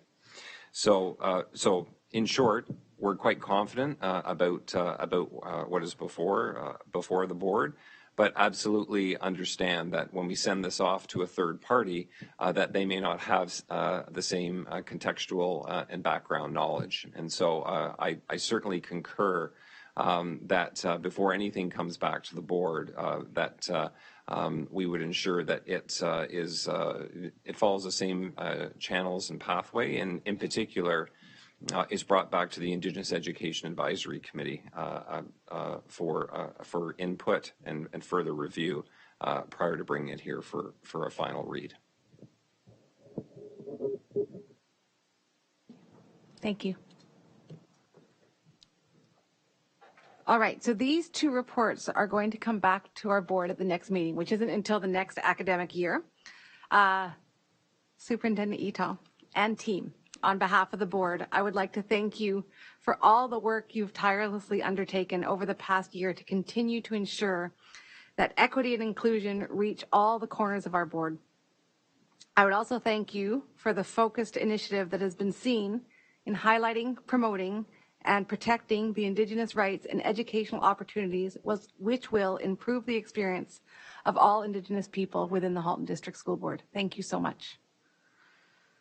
All right, but don't go away, because we are now up to information reports.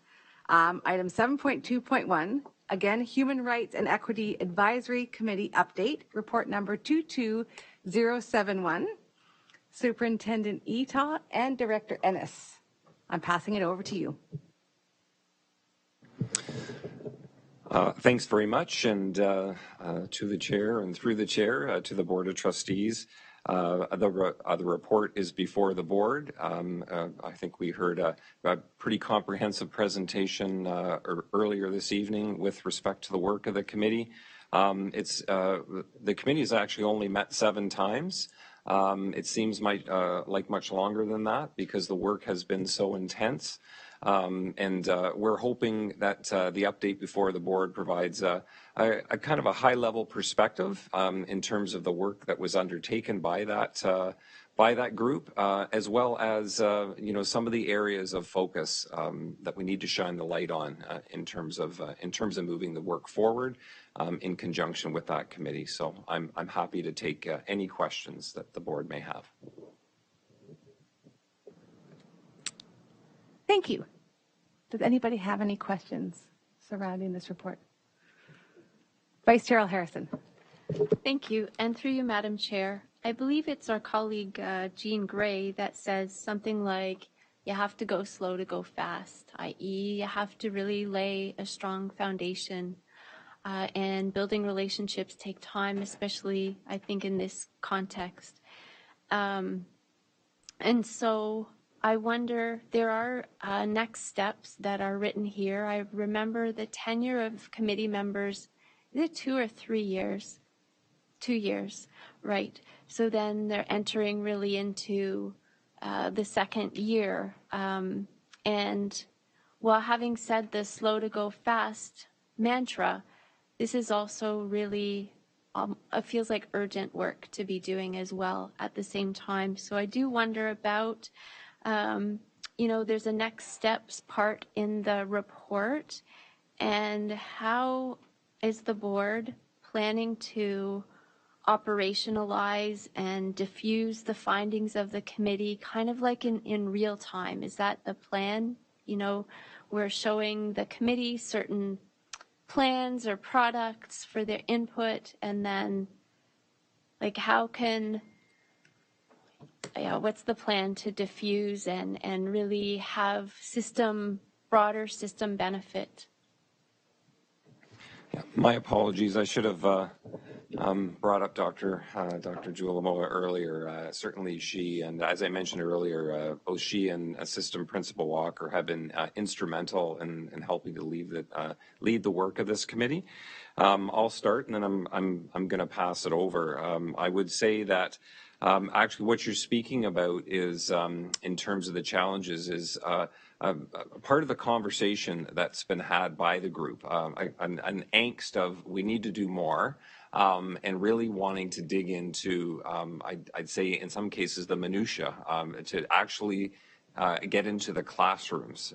And we've tried to create some reasonable context, and while that's certainly valid, and that's where we want to see the impact, that realistically, this particular group, their role is almost to be at 40,000 feet. And using as a framework to help monitor the work is the way forward, our Human Rights and Equity Action Plan. So that tension of wanting to see what this looks like on the ground versus what really is the practical nature of the committee has certainly been a dynamic that we've been wrestling with as a group throughout our committee meetings. But maybe with that, maybe I'll turn it over to Dr. Jualamoa for her perspective in terms of these are 3 big areas and thoughts. Thanks. Through the chair to the vice chair. Thank you for your question, Vice Chair. So your language was really around how is the committee to take its findings to operationalize the implementation of the plan. And as Superintendent Eatough have said, the committee's role is really to act in an advisory capacity at that high level. So not really getting into the weeds, but to consider how the elements of the way forward particularly manifest in community engagement or manifest in new constructions of the work. So as you'd indicated in your comments, you do have to go slow to go fast, but this is urgent work. And so the urgency of the work also recognizes a way of restructuring or reforming the way in which the work gets done. So for the committee itself, as an example, and this is something we didn't speak about earlier, the committee, as you heard, has 2 community co-chairs. And even the process for identifying community co-chairs, which was very intentionally anti-colonial, how we established whether or not we would have co-chairs, how those co-chairs would be selected by the committee. So the very in which decision-making and consideration and engagement of all perspectives of community representatives is very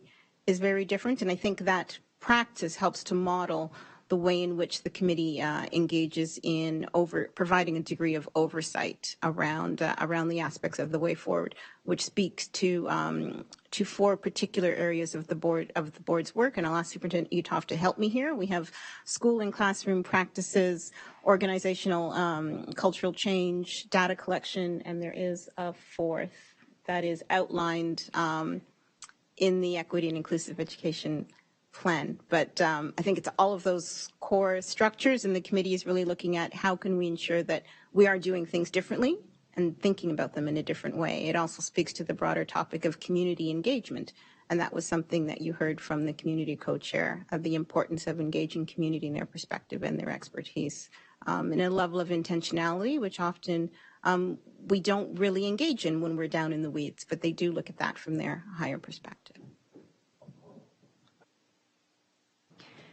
Thank you. And I guess part of what I was getting at was just to ensure that those, like if it's, the system is a network, including community, that those pathways are there so that this high level 40,000 feet part of the system is somehow, the pathways are there to influence the different parts of the network. So not that committee's directly involved in things in particular classrooms, but that there is kind of those flows of energy and information. And further, the other way is that the people on the committee are also, I wonder, they're bringing the expertise from the communities from which they come. So in that way, that pathway is there. And I'm just wondering about pathways within the system that are probably growing. Hitting my knee here. Certainly key membership on the committee is not just is not just our community members, but we have staff and non-teaching staff representatives. So I think when we talk about that critical flow of information back and forth, we have those pathways built into the membership across the committee. So as part of those discussions, as Trustee Amos and Garrett's would know, as part of our conversations, they often evolve where we're getting feedback from our community members about a particular issue, and then staff chiming in and saying, well, you know, here's how this plays out within my role, within my classroom. And likewise, it would be great to take that back to our Human Rights and Equity Action Team, to our program department, in order to look at how we might be able to operationalize that better. So I really look at the community membership as one as being almost a really good barometer check for us. And when we went through the very difficult process, and Dr. Jewel Moa helped, was instrumental with this, with all those who are interested in being a community representative, we were very selective about ensuring that it wasn't just all parents, but it was people who brought other perspectives, and that they were membership. For example, one of our members is a lead for the Muslim Advisory Council of Canada.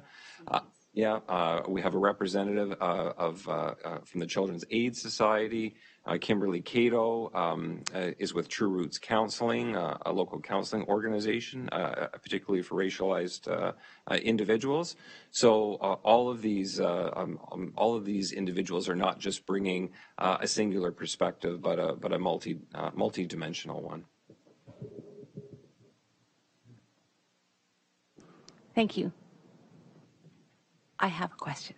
So, Dr. Moa, you spoke about this being on an advisory role, or advisory level. So what I'm wondering, is it advising practice or is it advising policy? So will they be coming to us as trustees and asking us to look at our policies, or are they advising the school system as to how they practice within their classrooms? I don't know if you know that answer.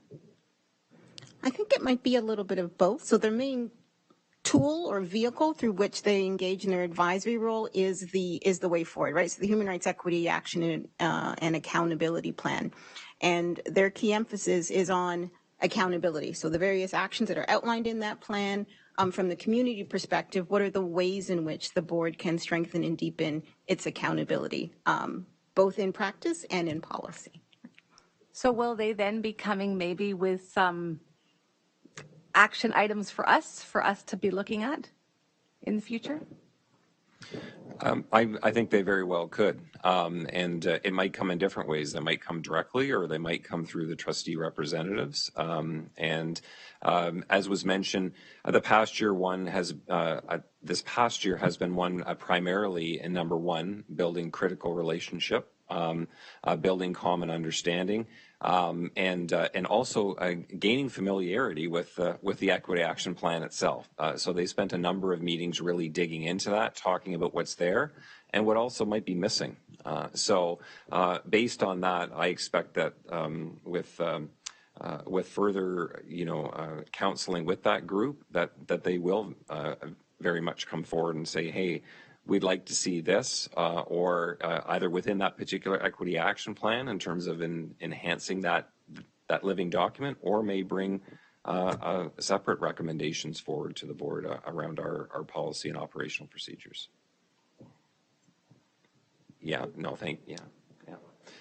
Dr. Jomo was just whispering my ear around the data. Yeah, we spent a lot of time talking about the student census, and not just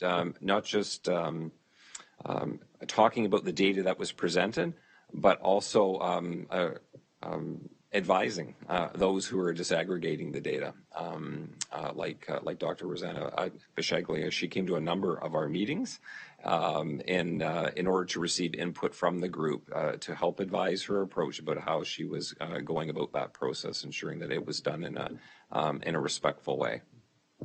Thank you. And you kind of, in your answer, you kind of hinted towards my next kind of question. So we speak about this committee, and it's a 2-year commitment.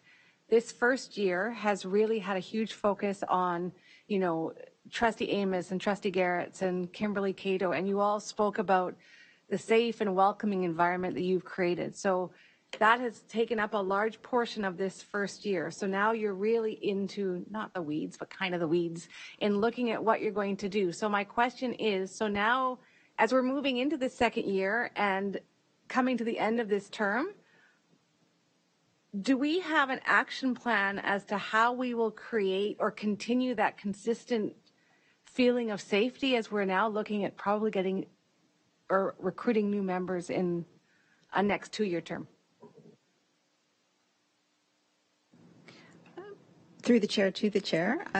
That's an excellent question. And I think the timing actually aligns quite nicely, because by the end of next year, we're also looking at thinking about how we renew or revise the way forward, right? The way forward is dated 2020 to 2024. So there'll also be thoughts and input about how to, as I said, renew or revise that. Your point about new or continuing members, because there is an option for members to apply to continue on, and how you sustain safe spaces that have been created, relationships that have been built, the trust and credibility and the focus on the work that has been established. I think that process is itself a test to the credibility of the members and the substance of the work. And so if they are providing advice and guidance and direction, broadly on issues of inclusion, how are they able to manifest that in the way in which they structure their own committee and engage new members and facilitate the departure of existing members where required, right? That isn't a concern that I know I certainly have not had it.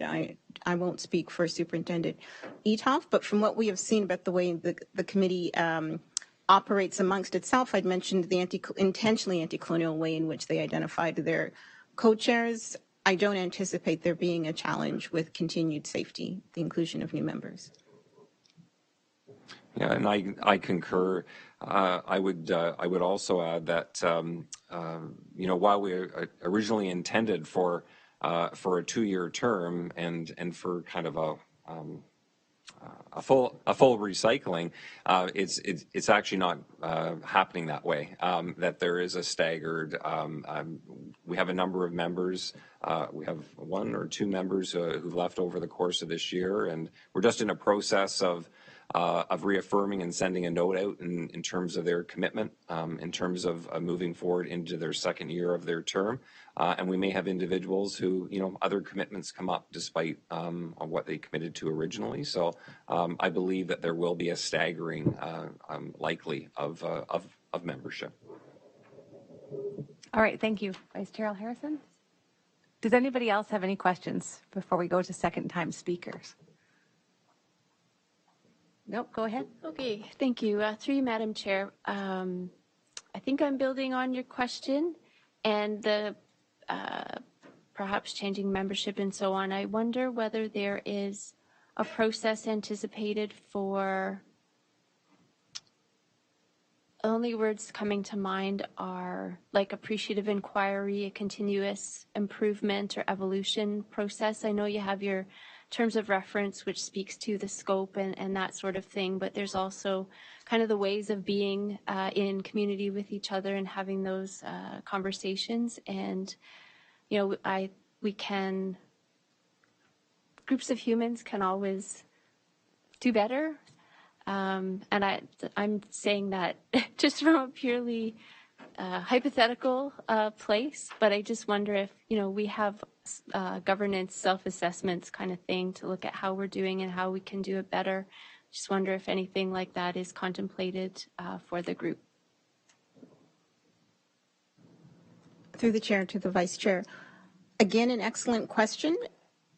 So they haven't discussed that formally, but informally, there is a way in which the committee members interact to hold one another accountable for their questions, for their practices, for their behaviors. And part of that, if I'm understanding your question properly, is about the creation and sustainability of safe spaces, right? So committee members, whether they be community members or staff members, are able to ask questions and challenge the perspectives of others. And part of that also facilitates the raising of awareness and the understanding of the broader issues. So they haven't specifically documented ways of interaction or being, but because so many of them do have that experience in community engagement and community work and community safety and personal safety, and in that advocacy, that comes through as a matter of practice. But that could certainly be something that we take back to them in terms of whether or not that is something they would like to formalize in writing. So I've seen it in action, but we haven't had conversations about it in substance.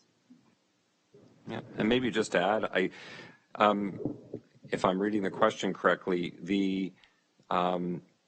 the report before you actually is a bit of a result in terms of continuous improvement. So we went through a whole process with the committee in terms of reflecting on how we've operated. So while it may come out as a more of a here's what we achieved and next steps, there was a whole process behind how this report was developed. And it was developed as a committee where we brought some initial ideas forward and really had them beat them up and reflect upon them, in order to really arrive at, what we can do better. And, essentially some of those considerations and next steps are really some broad areas to really dig into as a committee in terms of that continuous improvement process. Great, thank you very much. Any other questions? Wonderful, thank you so much, both of you, for the report. Okay, up to item 7.3, notices of motion. Do we have any notices of motion this evening?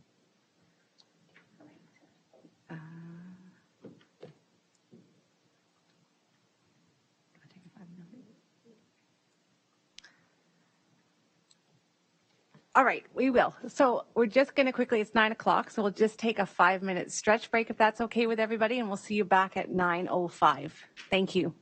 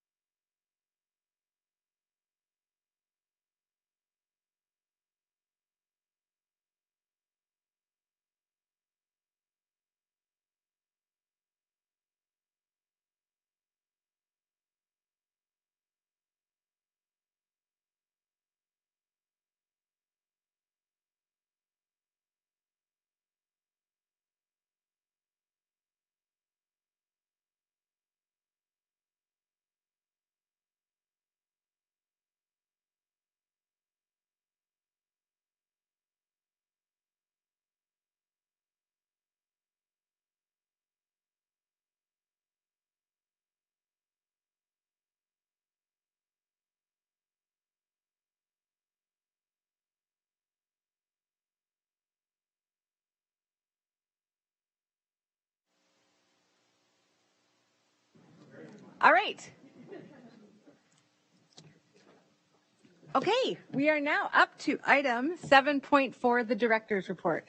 Director Ennis, I have 2 staffing update, recognition, and other. I'm going to just pass it over to you. Thank you so much, Chair Shuttleworth. Good evening, everyone. I just want to take this opportunity to recognize Superintendent Rob Etoff, who recently submitted his letter of retirement. Rob has been an invaluable member of the senior team.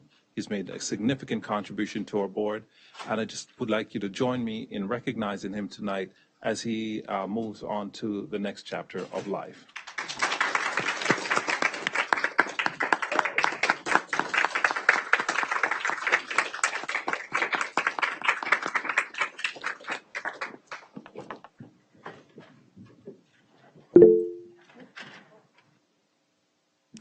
Trustee Amos. Thank you. I could have sworn I had asked the director not to bring any more of these notices to the board. But despite that, while I'm really happy for Superintendent Etoff, I'm really sad for the board. I've already told him how I felt. I've known Rob for a long time. I think I first really got to know him when he was principal at Sunningdale Public School, and one of the first things he asked me if I could get more money to make a bigger gym. Well, we did get him some more money for the school and was able to do some upgrades and even a bit of an addition. I think they upgraded the gym, but they couldn't make it any bigger.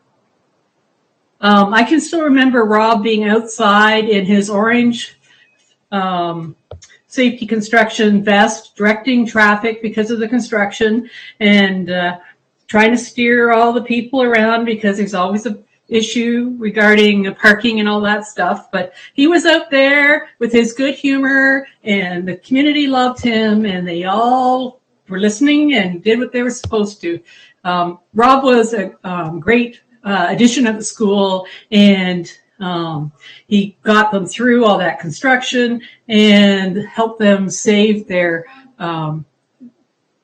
garden, which is in the back, and despite all the portables that were there. And that was sort of my first impression of Rob. And over time, he has been in charge. He became a superintendent, and he's been in charge of all kinds of portfolios that I've been involved with, including the Parent Involvement Committee, and just most recently, the Human Rights and Equity Committee. But I've always, and he's also recently been my superintendent, and for the schools that I've been responsible for. And I just have to say, Rob, you have made such an impact, and thank you for all the things you have done for the students of the Halton District School Board and the staff. You have made a huge impact on everyone. So thank you so very much for all that you have done for your through your career here. And I'm so glad you came from Toronto, because it was probably the best move you could have ever made, and it was really great for us. So thank you so very much. Thank you, Trustee Amos. I too have known Rob for a very long time, and I am going to miss him a lot. Rob, thank you so much for everything that you've done for the board. Director Ennis. Thank you so much. Just want to highlight for you a couple of exemplary students and staff who have received awards or scholarships. The first I would like to recognize is Robert Furself. And Robert is a student at Oakville Trafalgar, and he won $100,000 in scholarship to as the Schulich Leader at the University of Toronto. Please join me in congratulating Robert Furself.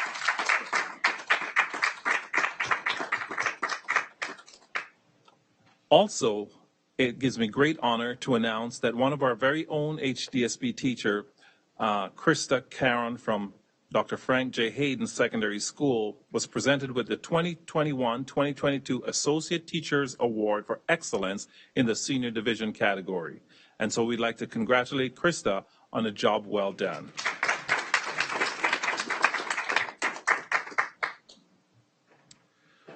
That brings me to the rest of my report. We are 2 weeks away from my first complete school year as director and another month and a half from a full calendar year. I remember a student named Vandy Vidilankara asking to meet with me even before I officially started. She wanted me to know that student voice is important, to which I agreed. I'd like to thank Vandy for being the first person in the board to greet me back in before I was even officially hired. I'd like to thank the trustees, Trustee Vidilankara, and Trustee Bao for their advocacy, their facilitation, and support of and for student voice. Ethan and Cindy, we look forward to working with you in the next school year. I'd like to once again thank former Chair Andrea Grabens for the warm welcome I received as an incumbent director. I'd like to thank current Chair Shuttleworth and Vice Chair L. Harrison and the entire Board of Trustees for their confidence in me to lead the way in the HDSB. Your collaborative approach, respect for the Director's Office and its role, and the support to the entire senior team were truly appreciated. And it got us through a very difficult yet rewarding year. The senior team, academic, facilities, business, and communications, has been nothing short of spectacular this year. And I want to take this opportunity to publicly thank them for leading the way, being flexible, being great listeners, and more importantly, for being action-oriented. For the 2021-22 school year, I had the privilege of being welcomed into approximately 60 schools within the Halton District School Board, plus other facilities and sites. I attended groundbreaking ceremonies, school funding announcements, and grand school opening functions. It's less than I wanted to accomplish, and more than could be reasonably expected given the parameters of the pandemic. But I know that our superintendents were there every step of the way to support all our schools with learning and achievement and various and sundry items. I will always remember the whispers of, "He's here, he's here," or standing with Trustee Collard as the entire class wanted me to sign pieces of paper or hats or their broken cast hands because someone told him that someone very special was coming to the school. This year, we had our non-academic staff visiting schools to see the end results and the impact of all their decisions. For their commitment, selfless acts of service, and dedication to students of Burlington, Halton Hills, Oakville, and Milton, I want to thank the administrators and site leaders for their brilliance in managing through very difficult circumstances. I'd also like to thank our EAs, our ECEs, our clerical staff, our caretaking, our exec assistants, and all staff for their contributions this year. Many of you I know came to work while being worried for your health and well-being and that of your family members and loved ones. So for that, we thank you. This year's graduates are the first set of graduates who would have completed their entire grade 11 and 12 years in a pandemic, and most of their high school experience navigating through it. Please join me in congratulating our graduates for their resilience and their strength. Well done.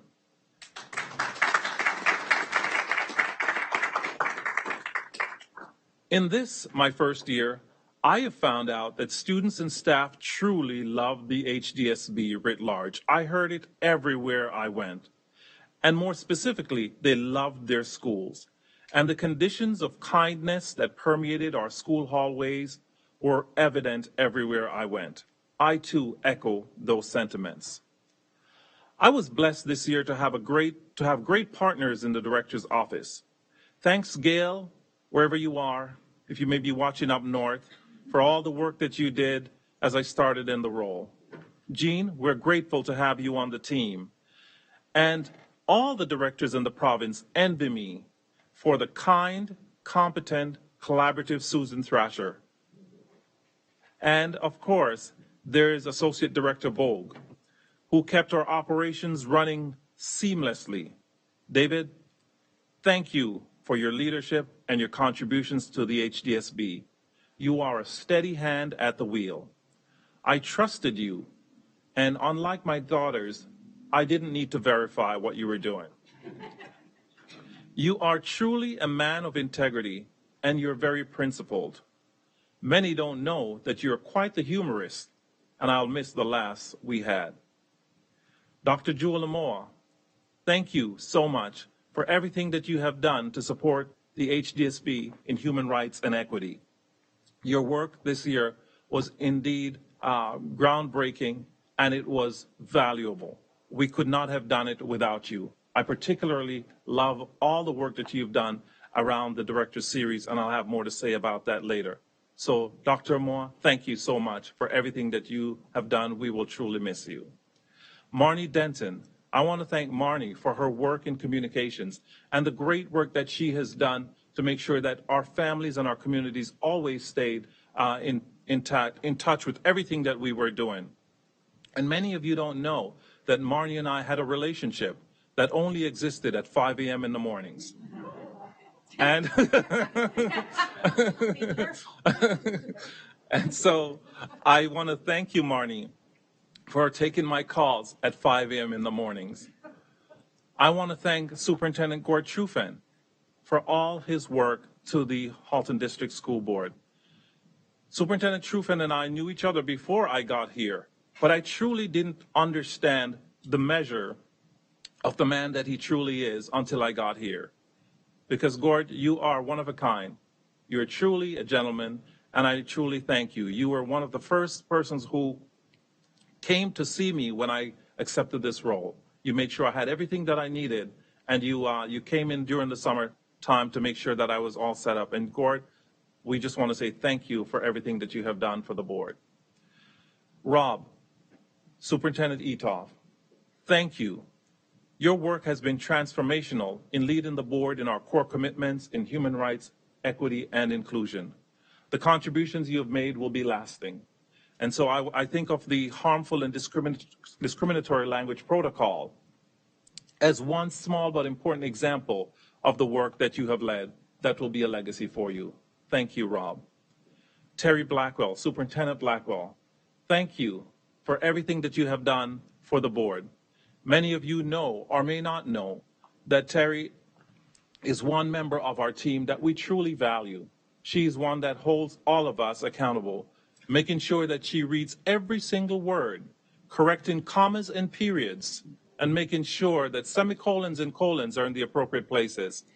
But she does more than just editing. Terry's role goes beyond that. She makes sure that our interest as a board is always being represented, and that we are not at risk by the things we say and how we say them. So thank you, Terry. We are truly going to miss you. You are an invaluable source to us this year, navigating us through the pandemic, making sure that we were abreast of all the pertinent information. So I would like you, everyone, did I get everybody who's going? This is always a risk. I would like you, everyone, to please join me in applauding and recognizing the decades of commitment and dedication that all these folks brought to our board. They will truly be missed. Thank you.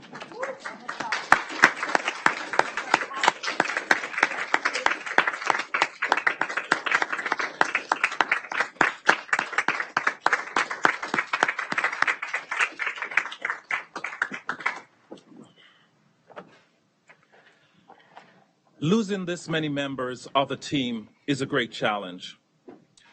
But all great challenges also present great opportunities.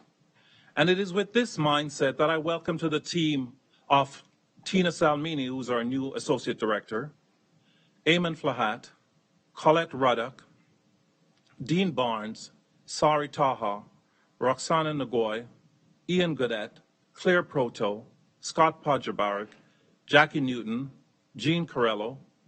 I welcome Jonathan Schoss, Nick Frankovich, Jenny Petko, and Jennifer Fowler. I am confident that they will step in and continue the great work of those who are retiring or moving on to other opportunities. Thank you, team.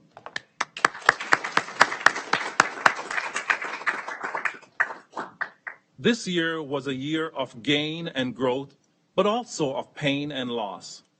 We remember the staff and students who began this year with us, but who will not finish the year with us. The latest addition to this list is Jane Thompson. a teacher at Sunningdale for over 20 years. Jane taught grades 3 to 8. She was a librarian, school council rep. She took care of the butterfly garden. She was always a listening ear. Jane was always involved in and helping with community, and she did so with a smile. I ask you to please join me in a moment of silence for Jane and all the staff and students who are no longer with us.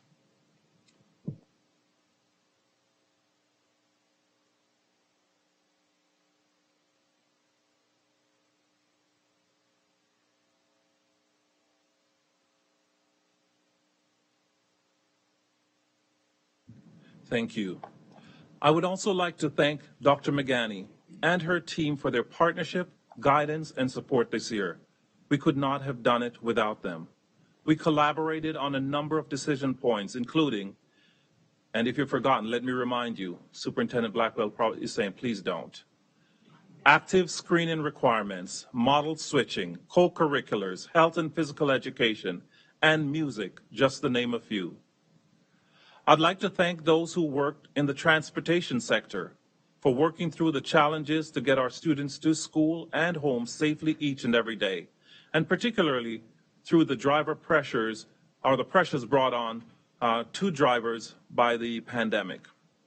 I'd also like to thank Dave Coley for his 5 a.m. phone calls as well on inclement weather days, and who can forget the snow days we had this year? Those are always a hit with students. Not so much with parents. Those decisions, in some small but pointed way, showed our commitments to our mental health and well-being of our students and staff, and they were truly and overwhelmingly well received. Trustees and community, I am confident that the senior team and staff of the Halton District School Board will continue to focus on our 5 key commitments. That is equity and inclusion, mental health and well-being, learning and achievement, environmental leadership, Indigenous perspectives and awareness. And we will continue, of course, our resolute stance in the Human Rights and Equity Action and Accountability Plan, the way forward. Supporting the great work of Superintendent Rob Etov and his team this year, I initiated a directors panel series which highlighted voices from the community and student perspectives. We were always careful to ensure that students' voices were always on the panels, and they were well received.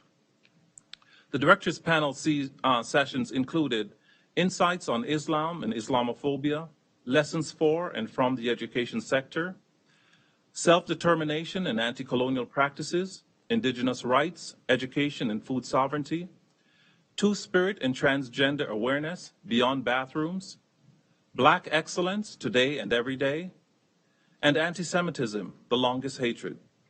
Of course, this does not begin to cover all the topics that need to be covered and all the issues that need to be addressed. I would like to thank Dr. Jewel Amoa for her creativity and her genius in leading this work. Her contributions, organization, and values cannot be overstated. Thank you, Jewel.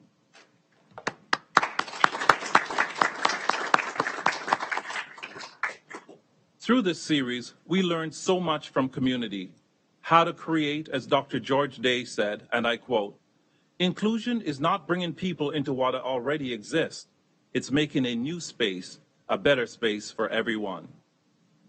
I also want to acknowledge and apologize to our staff and students who might not have seen or heard our values reflected in the voices of panel members. For that, I take full responsibility. Know that we will never compromise our values and our commitments to greater inclusion for all. The 2021-22 school year was filled with lots of ups and downs, twists and turns, and together we navigated it successfully. I'd like to thank Dr. Rosanna Biselia and her research team for providing us with rich data sources, such as the Student and Staff Census and the Student Voices Report on Students' Experience with Racism.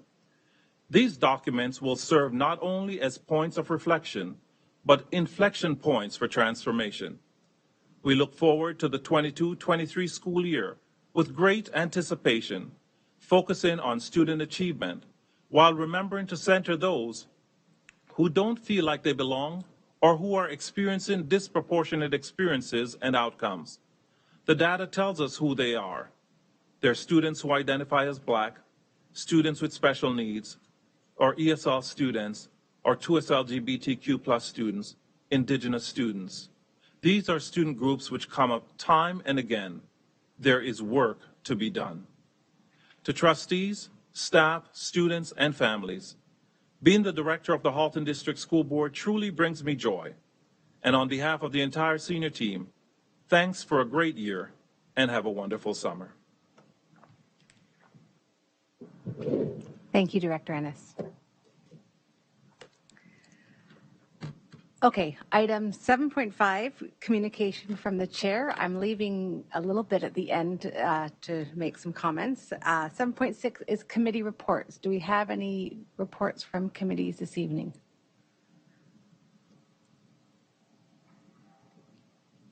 Okay, moving right along to item 7.7, which is trustee questions and comments. Do any trustees have any questions or comments?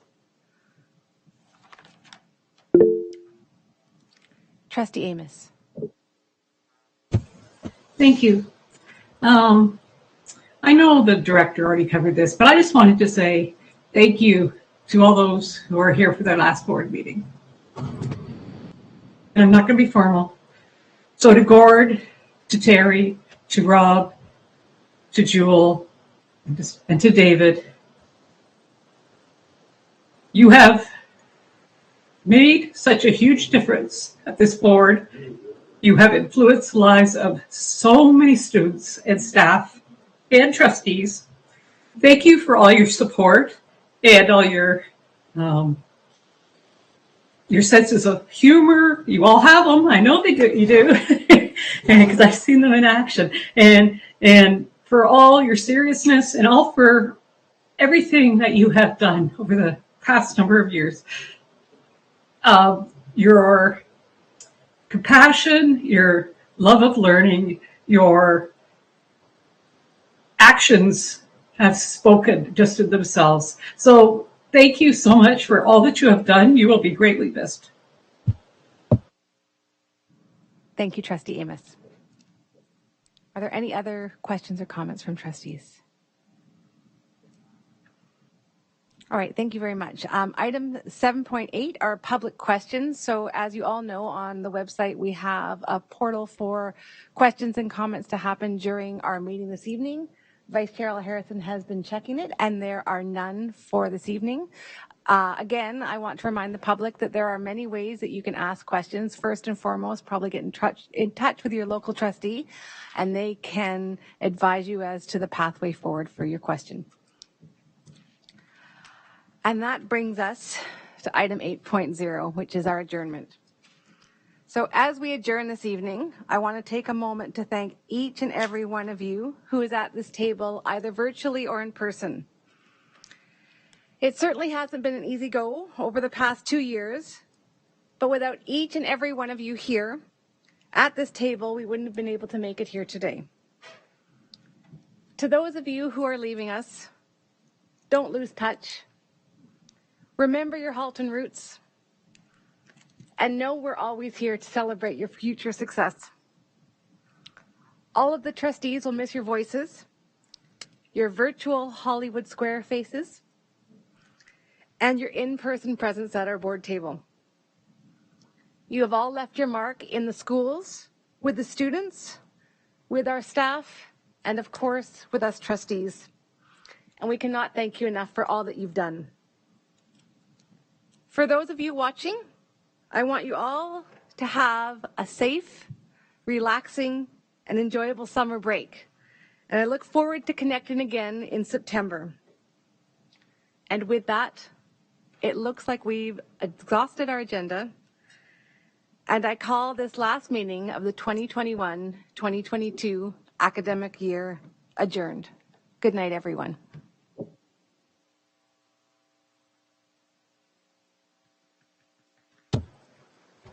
Good night.